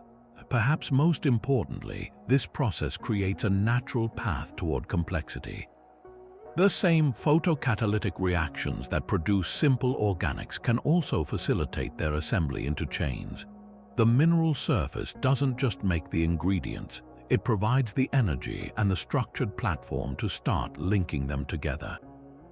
This theory paints a vivid picture of a young Earth where the boundary between the geological and the biological was already beginning to blur, with common minerals actively working under the sun to construct the very molecules that would one day lead to life, turning the planet's barren surface into a shimmering, energy-harvesting tapestry of chemical potential. But to truly push the boundaries of where life's chemistry can occur, we must journey from the sun-drenched shallows to the planet's most frigid, frozen frontiers. This theory asks us to reconsider everything we know about chemical reactions because it suggests that the deep cold, far from being a barren wasteland, might have been a uniquely productive nursery for the first organic molecules. This is the concept of cryochemical synthesis, where the rules of chemistry are rewritten by ice. We typically think of chemical reactions requiring warmth and liquid water to proceed at any reasonable speed. Heat provides the energy for atoms to collide with enough force to break old bonds and form new ones. The bitter cold of a place like Antarctica, or an early Earth experiencing a global glaciation, a snowball Earth event, seems like the last place you'd look for dynamic chemistry. But this is where the paradox reveals itself. In the cold, a different kind of alchemy takes over, one that is slower, more selective, and in some ways far more precise. The secret lies in a phenomenon known as a freeze concentration effect. Picture a shallow pool of water on the early Earth, rich with simple dissolved compounds like hydrogen cyanide, ammonia, and formaldehyde. As the temperature plummets, the water begins to freeze, but the water molecules are the first to crystallize into pure ice, forcing the dissolved organic compounds and salts out of the growing ice lattice and into the remaining liquid water. This doesn't just create a more concentrated solution, it squeezes these molecules into microscopic, super-concentrated brine pockets and channels trapped within the ice matrix itself. Within these tiny, liquid-filled veins, the concentration of reactants can become astronomically high, turning a dilute soup into a potent, reactive gel where molecules are forced into constant, intimate contact. Inside these icy microreactors, the cold itself becomes a catalyst for specific, crucial reactions. The low temperature dramatically slows down most reaction pathways, but it can selectively accelerate others, particularly those that have low activation energies. This focused environment prevents the formation of a random, chaotic jumble of products and instead favors the neat, step-by-step assembly of specific molecules. For instance, the notoriously reactive molecule hydrogen cyanide becomes far more stable and manageable in the cold. This allows it to undergo a slow, orderly series of reactions with other trapped molecules, leading with high efficiency to the formation of key biological building blocks. Laboratory experiments have proven this is far more than a theoretical curiosity. Researchers have taken simple icy mixtures of water, ammonia, and hydrogen cyanide, cooled them to temperatures as low as -100 degrees Fahrenheit, and then irradiated them with ultraviolet light to simulate the energy from the sun. The results are astounding. These frozen cocktails consistently produce a rich array of nucleobases, the A, G, C, T, and U, that form the informational core of RNA and DNA, as well as amino acids and the precursors to sugars. The ice matrix doesn't just concentrate the ingredients, it acts as a crystalline template, holding the molecules in an ordered arrangement that guides them toward forming the correct structures, almost as if the ice itself has a memory for the architecture of life. This theory profoundly expands the potential habitats for life's origins. It suggests that during periods of global glaciation, the entire planet's surface could have become one massive prebiotic laboratory. Ice-covered oceans, glacial surfaces, and even the icy grains within dense interstellar clouds could have all been actively engaged in this slow, patient, and incredibly efficient chemistry. The cold is no longer a pause button for biology, but rather a different and perhaps even more effective play button, a quiet, frozen sanctuary where the universe could carefully and methodically assemble the first pieces of our genetic code without the destructive chaos of heat, waiting patiently in the deep freeze for the thaw that would allow life to bloom. Shifting our focus from the icy realms of cryochemistry, we find another powerful and ubiquitous environment on the young Earth, one that combines the best aspects of several previous theories into a single dynamic package. Envision a vast, active geothermal field, a place where the planet's inner heat whispers to the surface through countless fissures, hot springs, and bubbling mud pots. This is not the focused, deep-sea fury of a black smoke event, but a broader, more accessible landscape of geothermally active terrain, where heat, minerals, and water engage in a continuous, simmering dance. These fields could have acted as planet-scale, long-term reactors, tirelessly manufacturing organic molecules over millions of years. The genius of a geothermal field lies in its beautiful complexity and stability. It is a complete, integrated chemical system.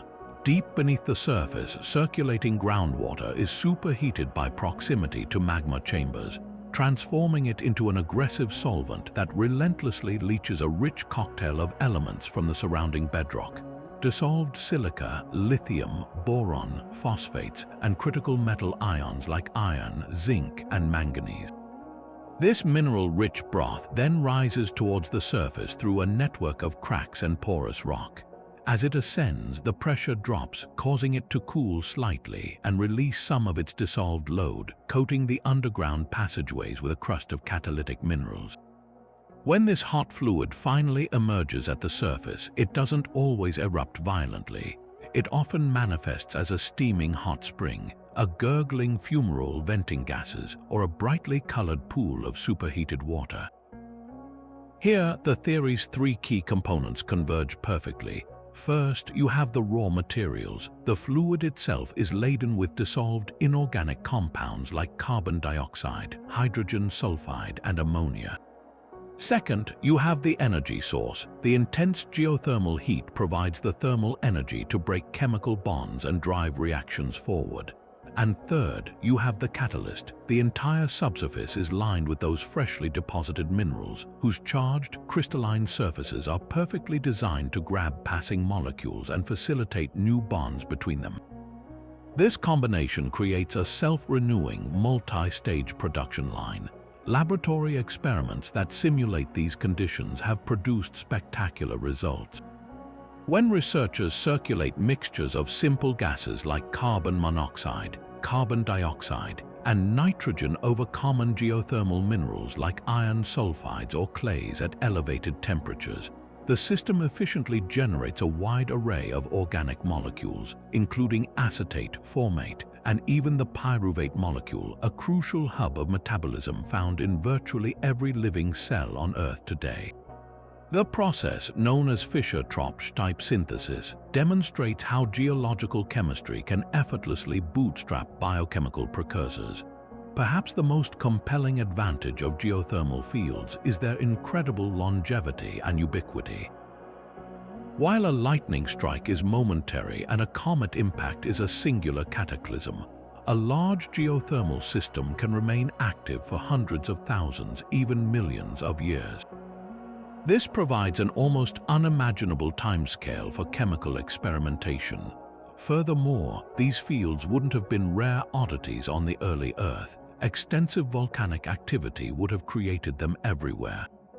This means that countless such natural laboratories were likely operating in parallel all across the planet, each running a slightly different experiment based on its local rock composition and heat flow.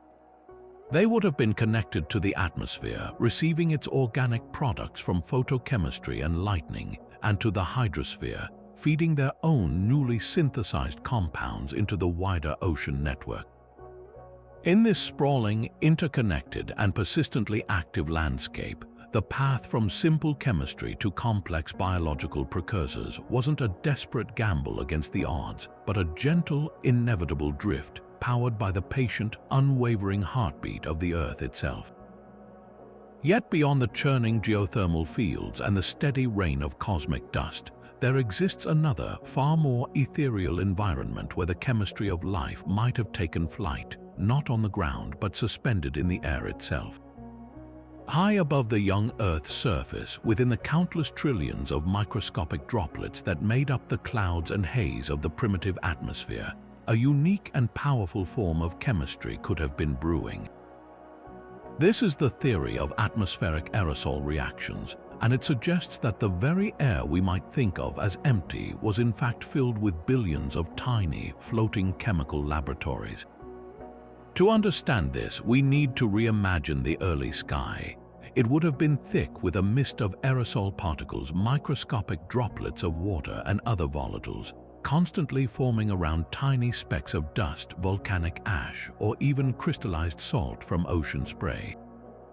Each of these droplets is more than just a bit of water. It is an incredibly confined, self-contained reaction vessel, and within that tiny space, the rules of chemistry change dramatically. The immense surface area to volume ratio of an aerosol droplet means that molecules dissolved within it are far more likely to be at the interface between the water and the air, a zone of intense chemical activity. Furthermore, the inside of the droplet can develop unique properties such as extraordinary acidity or salinity, creating an environment that can drive reactions at rates thousands of times faster than the same reactions could occur in the open ocean. Imagine a single such droplet hovering in the sunlit upper atmosphere. It has condensed around a particle of volcanic dust, which itself might be rich in catalytic metals. Inside this microscopic globe, the droplet has concentrated molecules that were once diffused across miles of sky. Formaldehyde from photolysis, hydrogen cyanide from lightning strikes, ammonia from volcanic outgassing. Now confined together in this ultra-tiny space, they are forced into constant, intimate contact. The water droplet acts as a lens, focusing the sun's ultraviolet energy onto these trapped molecules, providing the power to break and remake bonds. The catalytic dust particle at the center provides a structured surface to guide the assembly, and the unique chemical environment within the droplet, perhaps highly acidic from dissolved volcanic sulfur compounds, pushes the reactions toward specific, useful pathways. This isn't just a theoretical concept. Modern atmospheric chemists observe this process happening right now in our own clouds, where similar reactions are known to generate unexpected and complex organic compounds. For the probiotic Earth, the implications are profound. The atmosphere ceases to be a mere transporter of chemicals and becomes a massive, three-dimensional factory. The production isn't localized to a vent or a tidal pool. It's happening everywhere in every cloud, and the delivery system is built in. Eventually, these aerosol particles grow too heavy and fall as rain, but they don't deliver just water.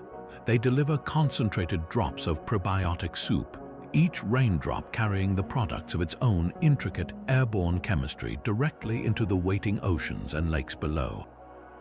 This process creates a planet-wide cycle of creation and delivery, where the sky itself is constantly cooking and then serving the ingredients for life, one microscopic droplet at a time. But to find a truly universal and relentless energy source, one that worked tirelessly in the deepest darkness, we must venture once more beneath the surface, past the geothermal fields and into the very bedrock of the planet itself. Here, in the crushing stillness of the subsurface, a silent, pervasive power was at work, a steady trickle of energy emanating from the atoms of the rocks. This is the theory of subsurface radiolysis, and it proposes that the faint, persistent decay of radioactive elements within the Earth's crust provided the perfect, sustainable engine to drive the chemistry of life's origins over millions of years. The principle is both simple and profound.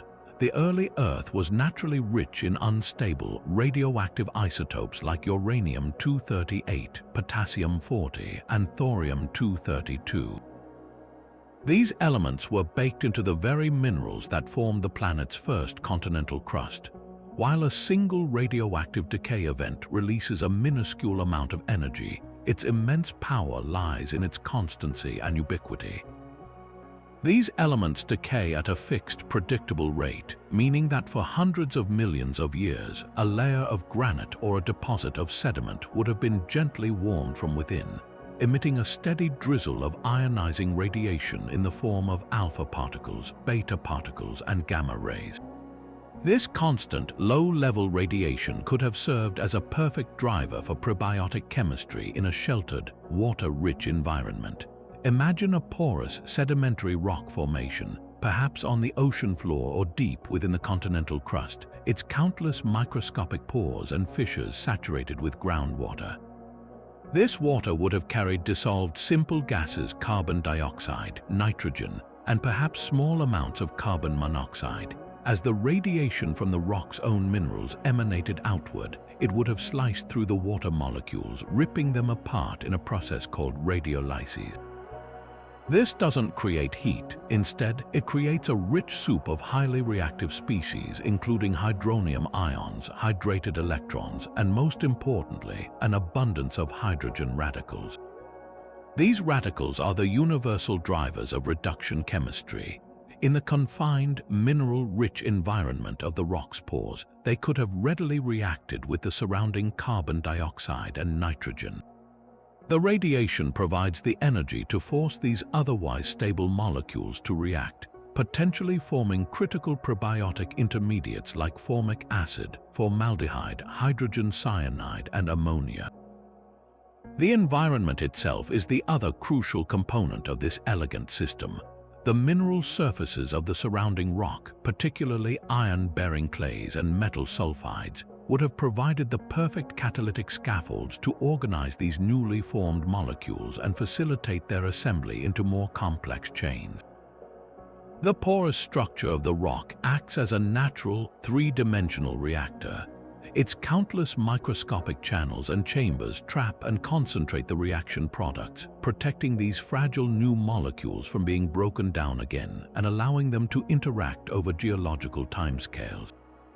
This isn't a process that would take days or years. It would unfold over hundreds of thousands of years, providing an almost inexhaustible amount of time for complexity to arise from simplicity through trial and error, all powered by the faint, ancient heartbeat of the planet's own radioactive decay.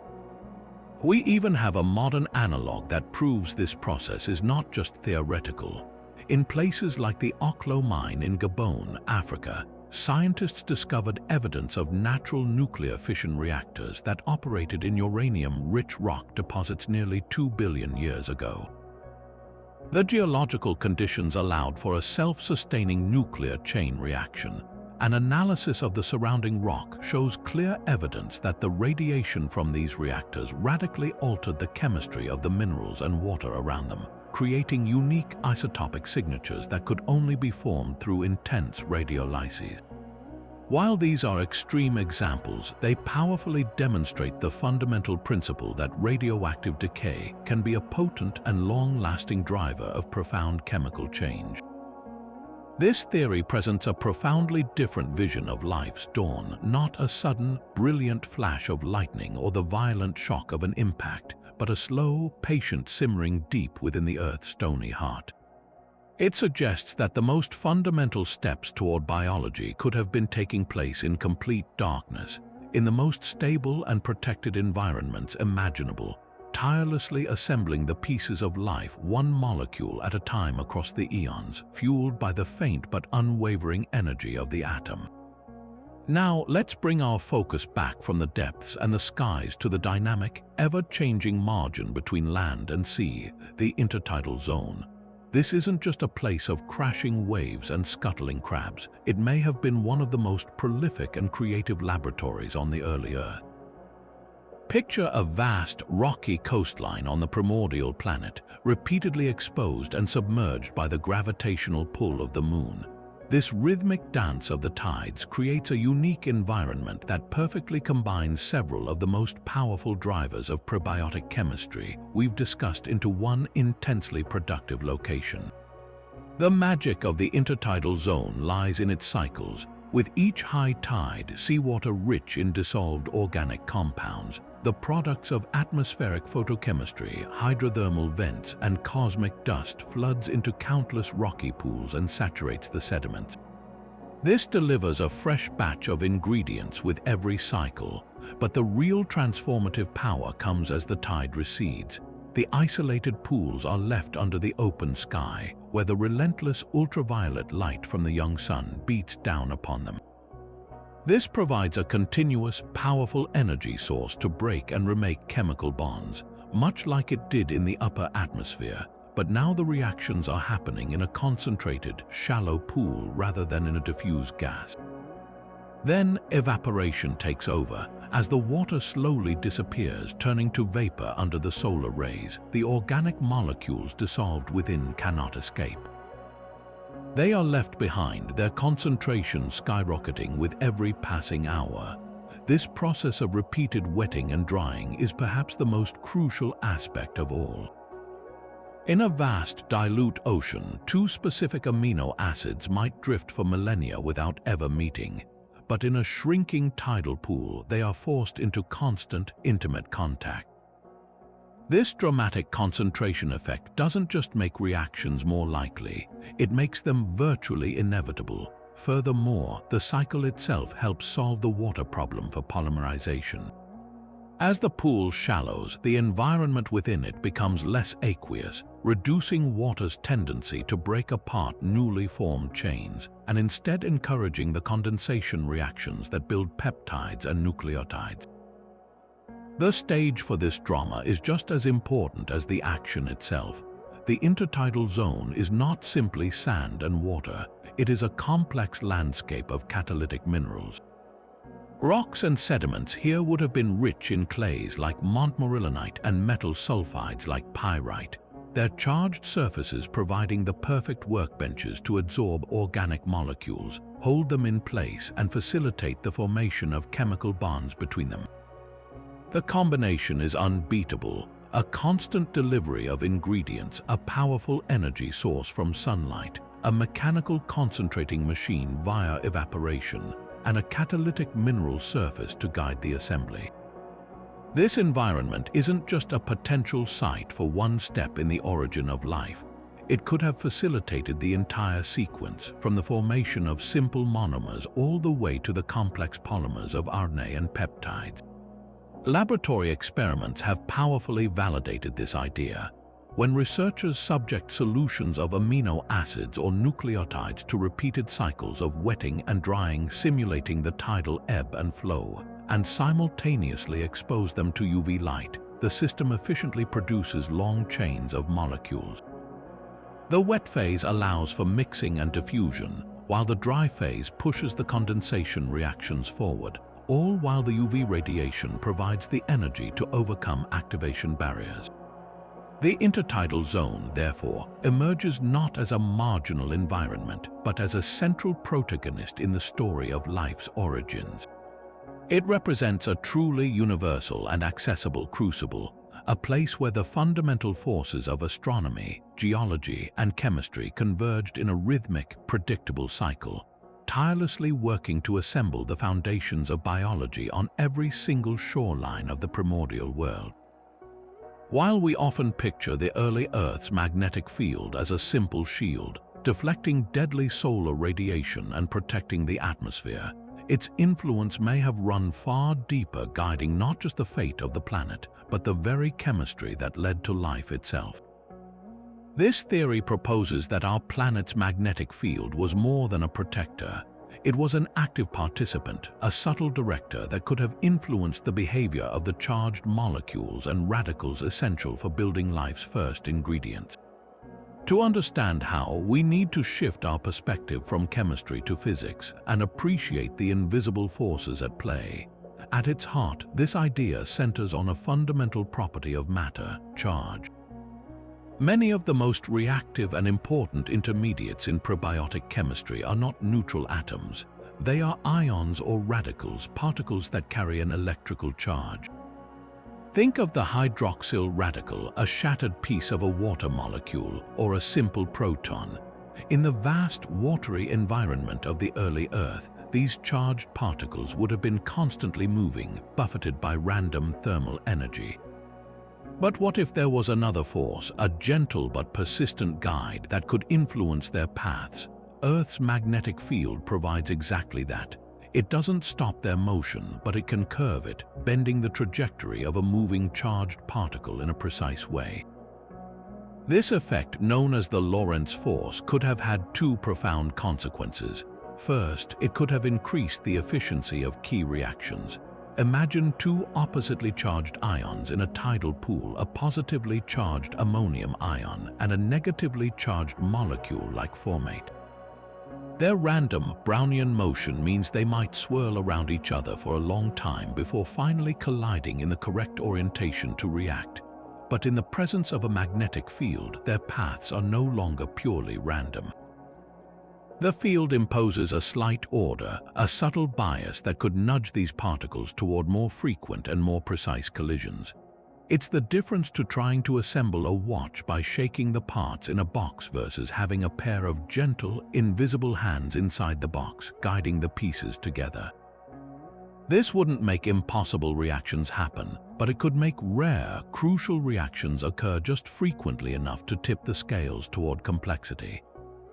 The second, and perhaps more intriguing, possibility involves spin. Electrons and certain radicals possess a property called spin, which gives them a tiny magnetic moment. They act like microscopic compass needles. Earth's magnetic field, while weak, is pervasive and consistent. It could have potentially influenced the spin states of these radicals during the fleeting moments of a chemical reaction. Why does this matter? Because the outcome of a reaction which new molecules form can depend dramatically on the spin states of the reacting particles. A magnetic field could therefore act as a selector, favoring the formation of one specific, useful molecule over another, less useful isomer.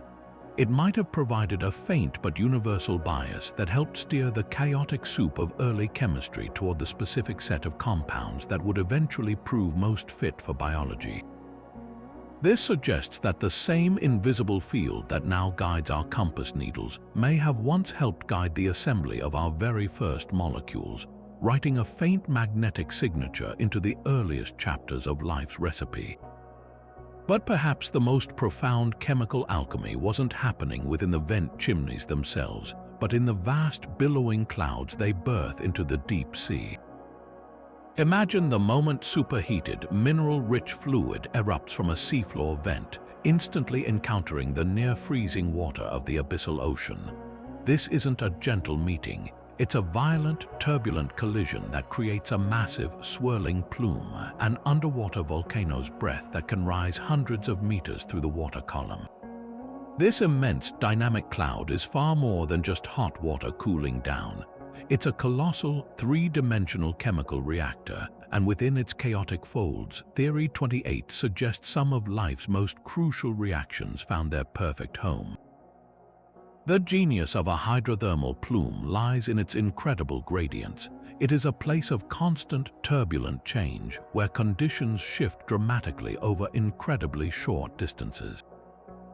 At its heart, near the vent orifice, the environment is scalding hot, intensely acidic, and brimming with reducing power from dissolved hydrogen and hydrogen sulfide. Just meters away, at the plume's outer edges, the water is icy cold, more neutral, and rich with oxidized compounds from the deep ocean. This creates not one stable environment, but a spectrum of millions of microenvironments, each with its own unique combination of temperature, pressure, acidity, and chemical composition. A single molecule swept up in the plume could, within seconds, journey through a dozen different worlds, experiencing conditions that could drive a whole series of chemical transformations in rapid succession. This dynamic nature solves one of the biggest problems in probiotic chemistry, the conflict between creation and destruction. The immense heat and energy at the vent mouth are perfect for forging new bonds and creating simple organic molecules, but those same conditions can also be too extreme, instantly breaking apart any complex, delicate chains that start to form. The plume provides the perfect escape route. A newly formed molecule can be synthesized in the hot, energetic core, and then immediately be carried away by the rising current into a cooler, more stable zone of the plume where it is protected from thermal degradation. This allows fragile products to be preserved and accumulate rather than being instantly recycled. Furthermore, the plume is filled with fine particles of metal sulfides and oxyhydroxides that precipitated out as the hot fluid cooled. These particles provide immense surface area, acting as floating catalytic platforms that can absorb reactants and facilitate their assembly into more complex structures as they swirl through the water. The scale of this process is breathtaking.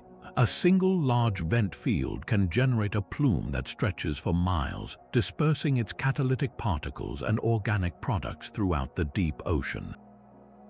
This means the chemistry isn't confined to a few localized hotspots.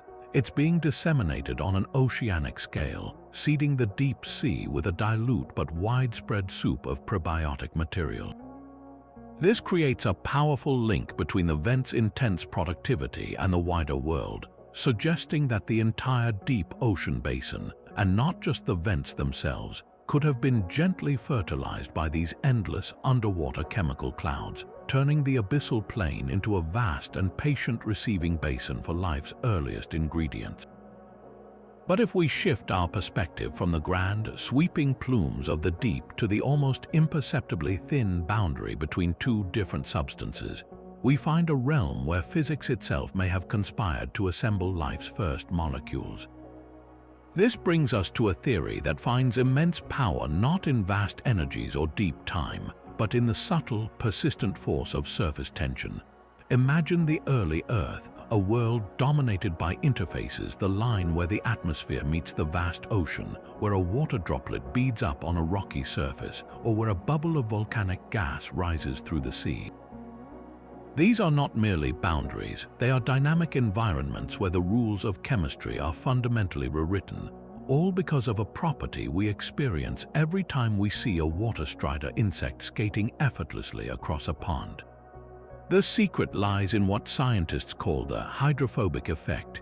In a vast body of water, organic molecules, particularly those with long, water-fearing carbon chains, are like unwanted guests. The water molecules, which form a tight, hydrogen-bonded network, actually have to work harder to accommodate these oily intruders, arranging themselves into a cage-like structure around them. This is an unstable, high-energy situation. Nature seeks equilibrium, and these hydrophobic molecules have a powerful drive to escape the watery bulk. Their escape route any available interface. They are intensely attracted to the surface of the water, the surface of a mineral, or the wall of a bubble. At these boundaries, they can finally relax, minimizing their contact with the water and dramatically lowering the overall energy of the system. This isn't a minor effect, it's a powerful concentrating force. Picture a primordial ocean, dilute with organic compounds formed from atmospheric photochemistry or delivered by comets. Individually, these molecules are so spread out that they might never meet. But their innate hydrophobicity drives them to the ocean's surface, where they become part of what's known as a surface film. This isn't just a faint slick, it can become a densely packed, two-dimensional layer of organic material, a kind of molecular monolayer where the concentration of reactants is millions of times higher than in the water below.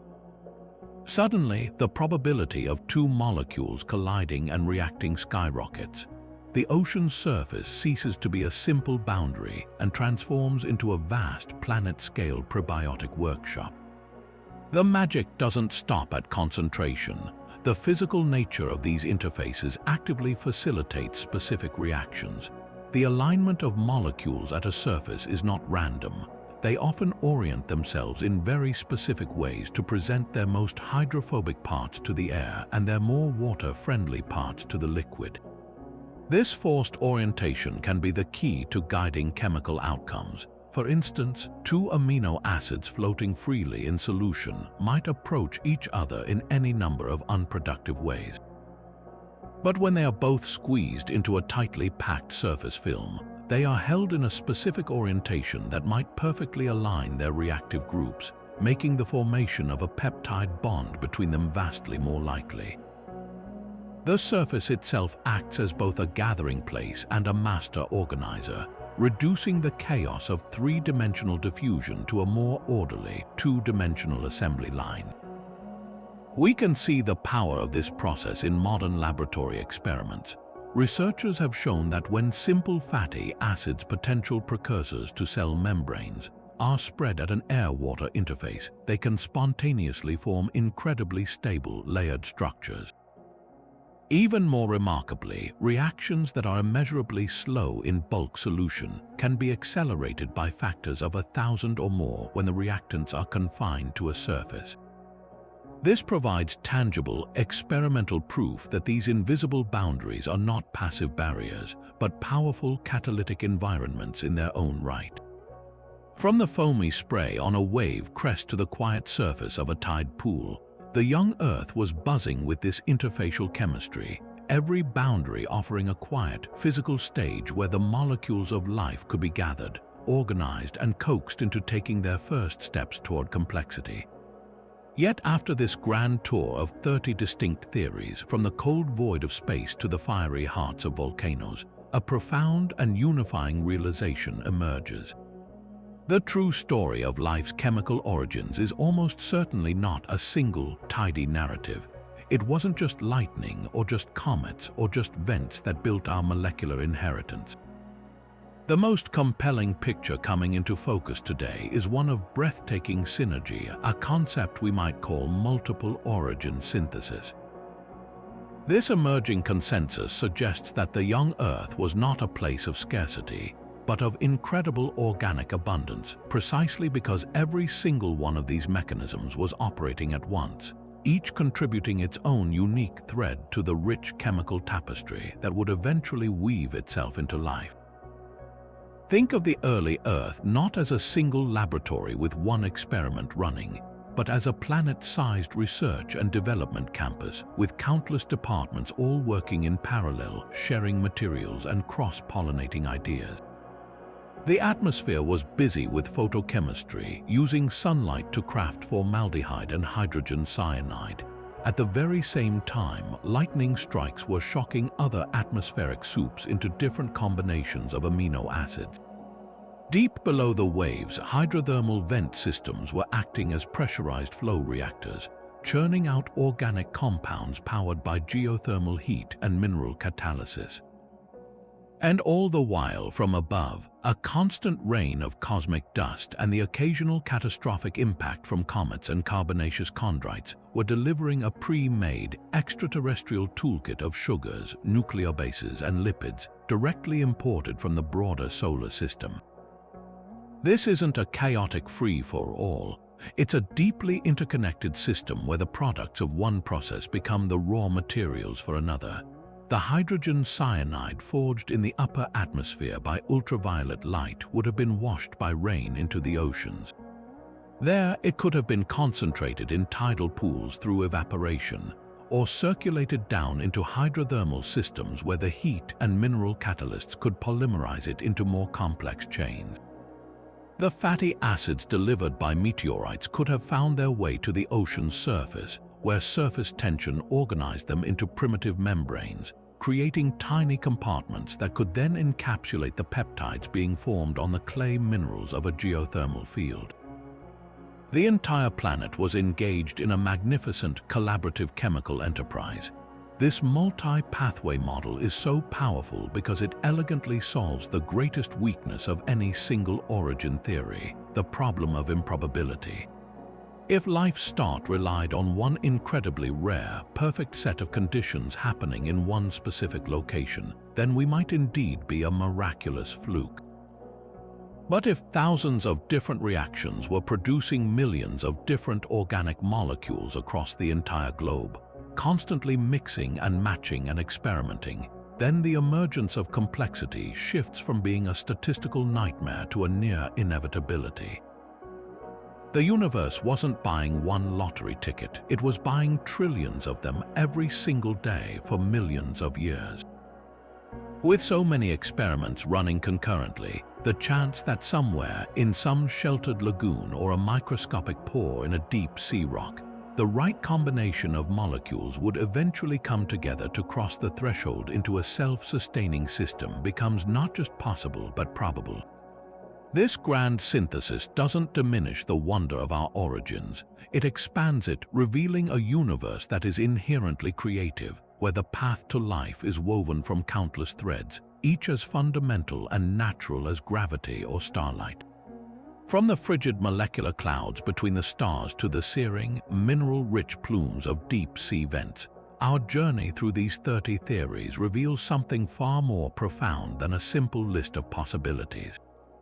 It unveils a universe that is not just hospitable to life's ingredients, but is actively, relentlessly creative, a cosmos that seems almost predisposed to chemistry. Each theory, from the gentle cold traps of the polar ice to the violent shockwaves of asteroid impacts, represents a different dialect in a universal language of molecular construction. We've seen how sunlight can act as a celestial chemist in our skies, how the Earth's own radioactive heart can provide a steady energy source in the darkness, and how the simple, patient rhythm of the tides could have concentrated a scattered soup into a potent brew. The incredible takeaway is not that one of these paths must be the sole correct one, but that so many wildly different environments all point toward the same inevitable conclusion. The building blocks of life are a natural and widespread consequence of the laws of physics and chemistry. This grand synthesis suggests that the emergence of the organic molecules we are made of was not a fragile, one-in-a-billion miracle, but a robust and likely outcome on a planet like ours. The young Earth presented a staggering array of opportunities, a diversity of laboratories all running in parallel. A molecule forged in the upper atmosphere by ultraviolet light could have been washed into a tidal pool, concentrated by evaporation, and then assembled into a longer chain on the surface of a clay mineral, all within a single, interconnected planetary system. Amino acid delivered from a carbonaceous chondrite could have found its way into a hydrothermal vent plume, where it was protected and further modified. This interconnectedness transforms the question from "how could this ever happen?" to "how could it not have happened?" with so many avenues actively producing and combining these essential compounds. So, while we may never pinpoint the exact location and mechanism of that ultimate transition from complex chemistry to a living system, we are left with a powerful and humbling new perspective. We are not separate from the universe, but a direct expression of its most fundamental processes. The carbon in our cells was forged in ancient stars, the water in our bodies was likely delivered by icy comets, and the very molecules that hold our genetic code may have been assembled on the dust grains of interstellar space or in the quiet, frozen reservoirs of our own planet's poles. This exploration doesn't provide a single, tidy answer, but it gives us something perhaps even more valuable, a deep appreciation for our profound connection to the cosmos. We are not just living in the universe is living in us. It's a story written in the language of organic chemistry, and we are just beginning to learn how to read it. I'd love to hear which of these incredible cosmic forges you find most compelling.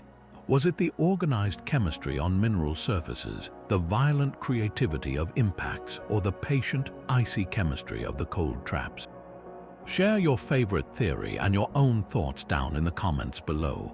If you enjoyed this deep dive into the origins of life's ingredients, make sure to subscribe and hit the bell so you don't miss our next journey to the edges of understanding. Until next time, keep looking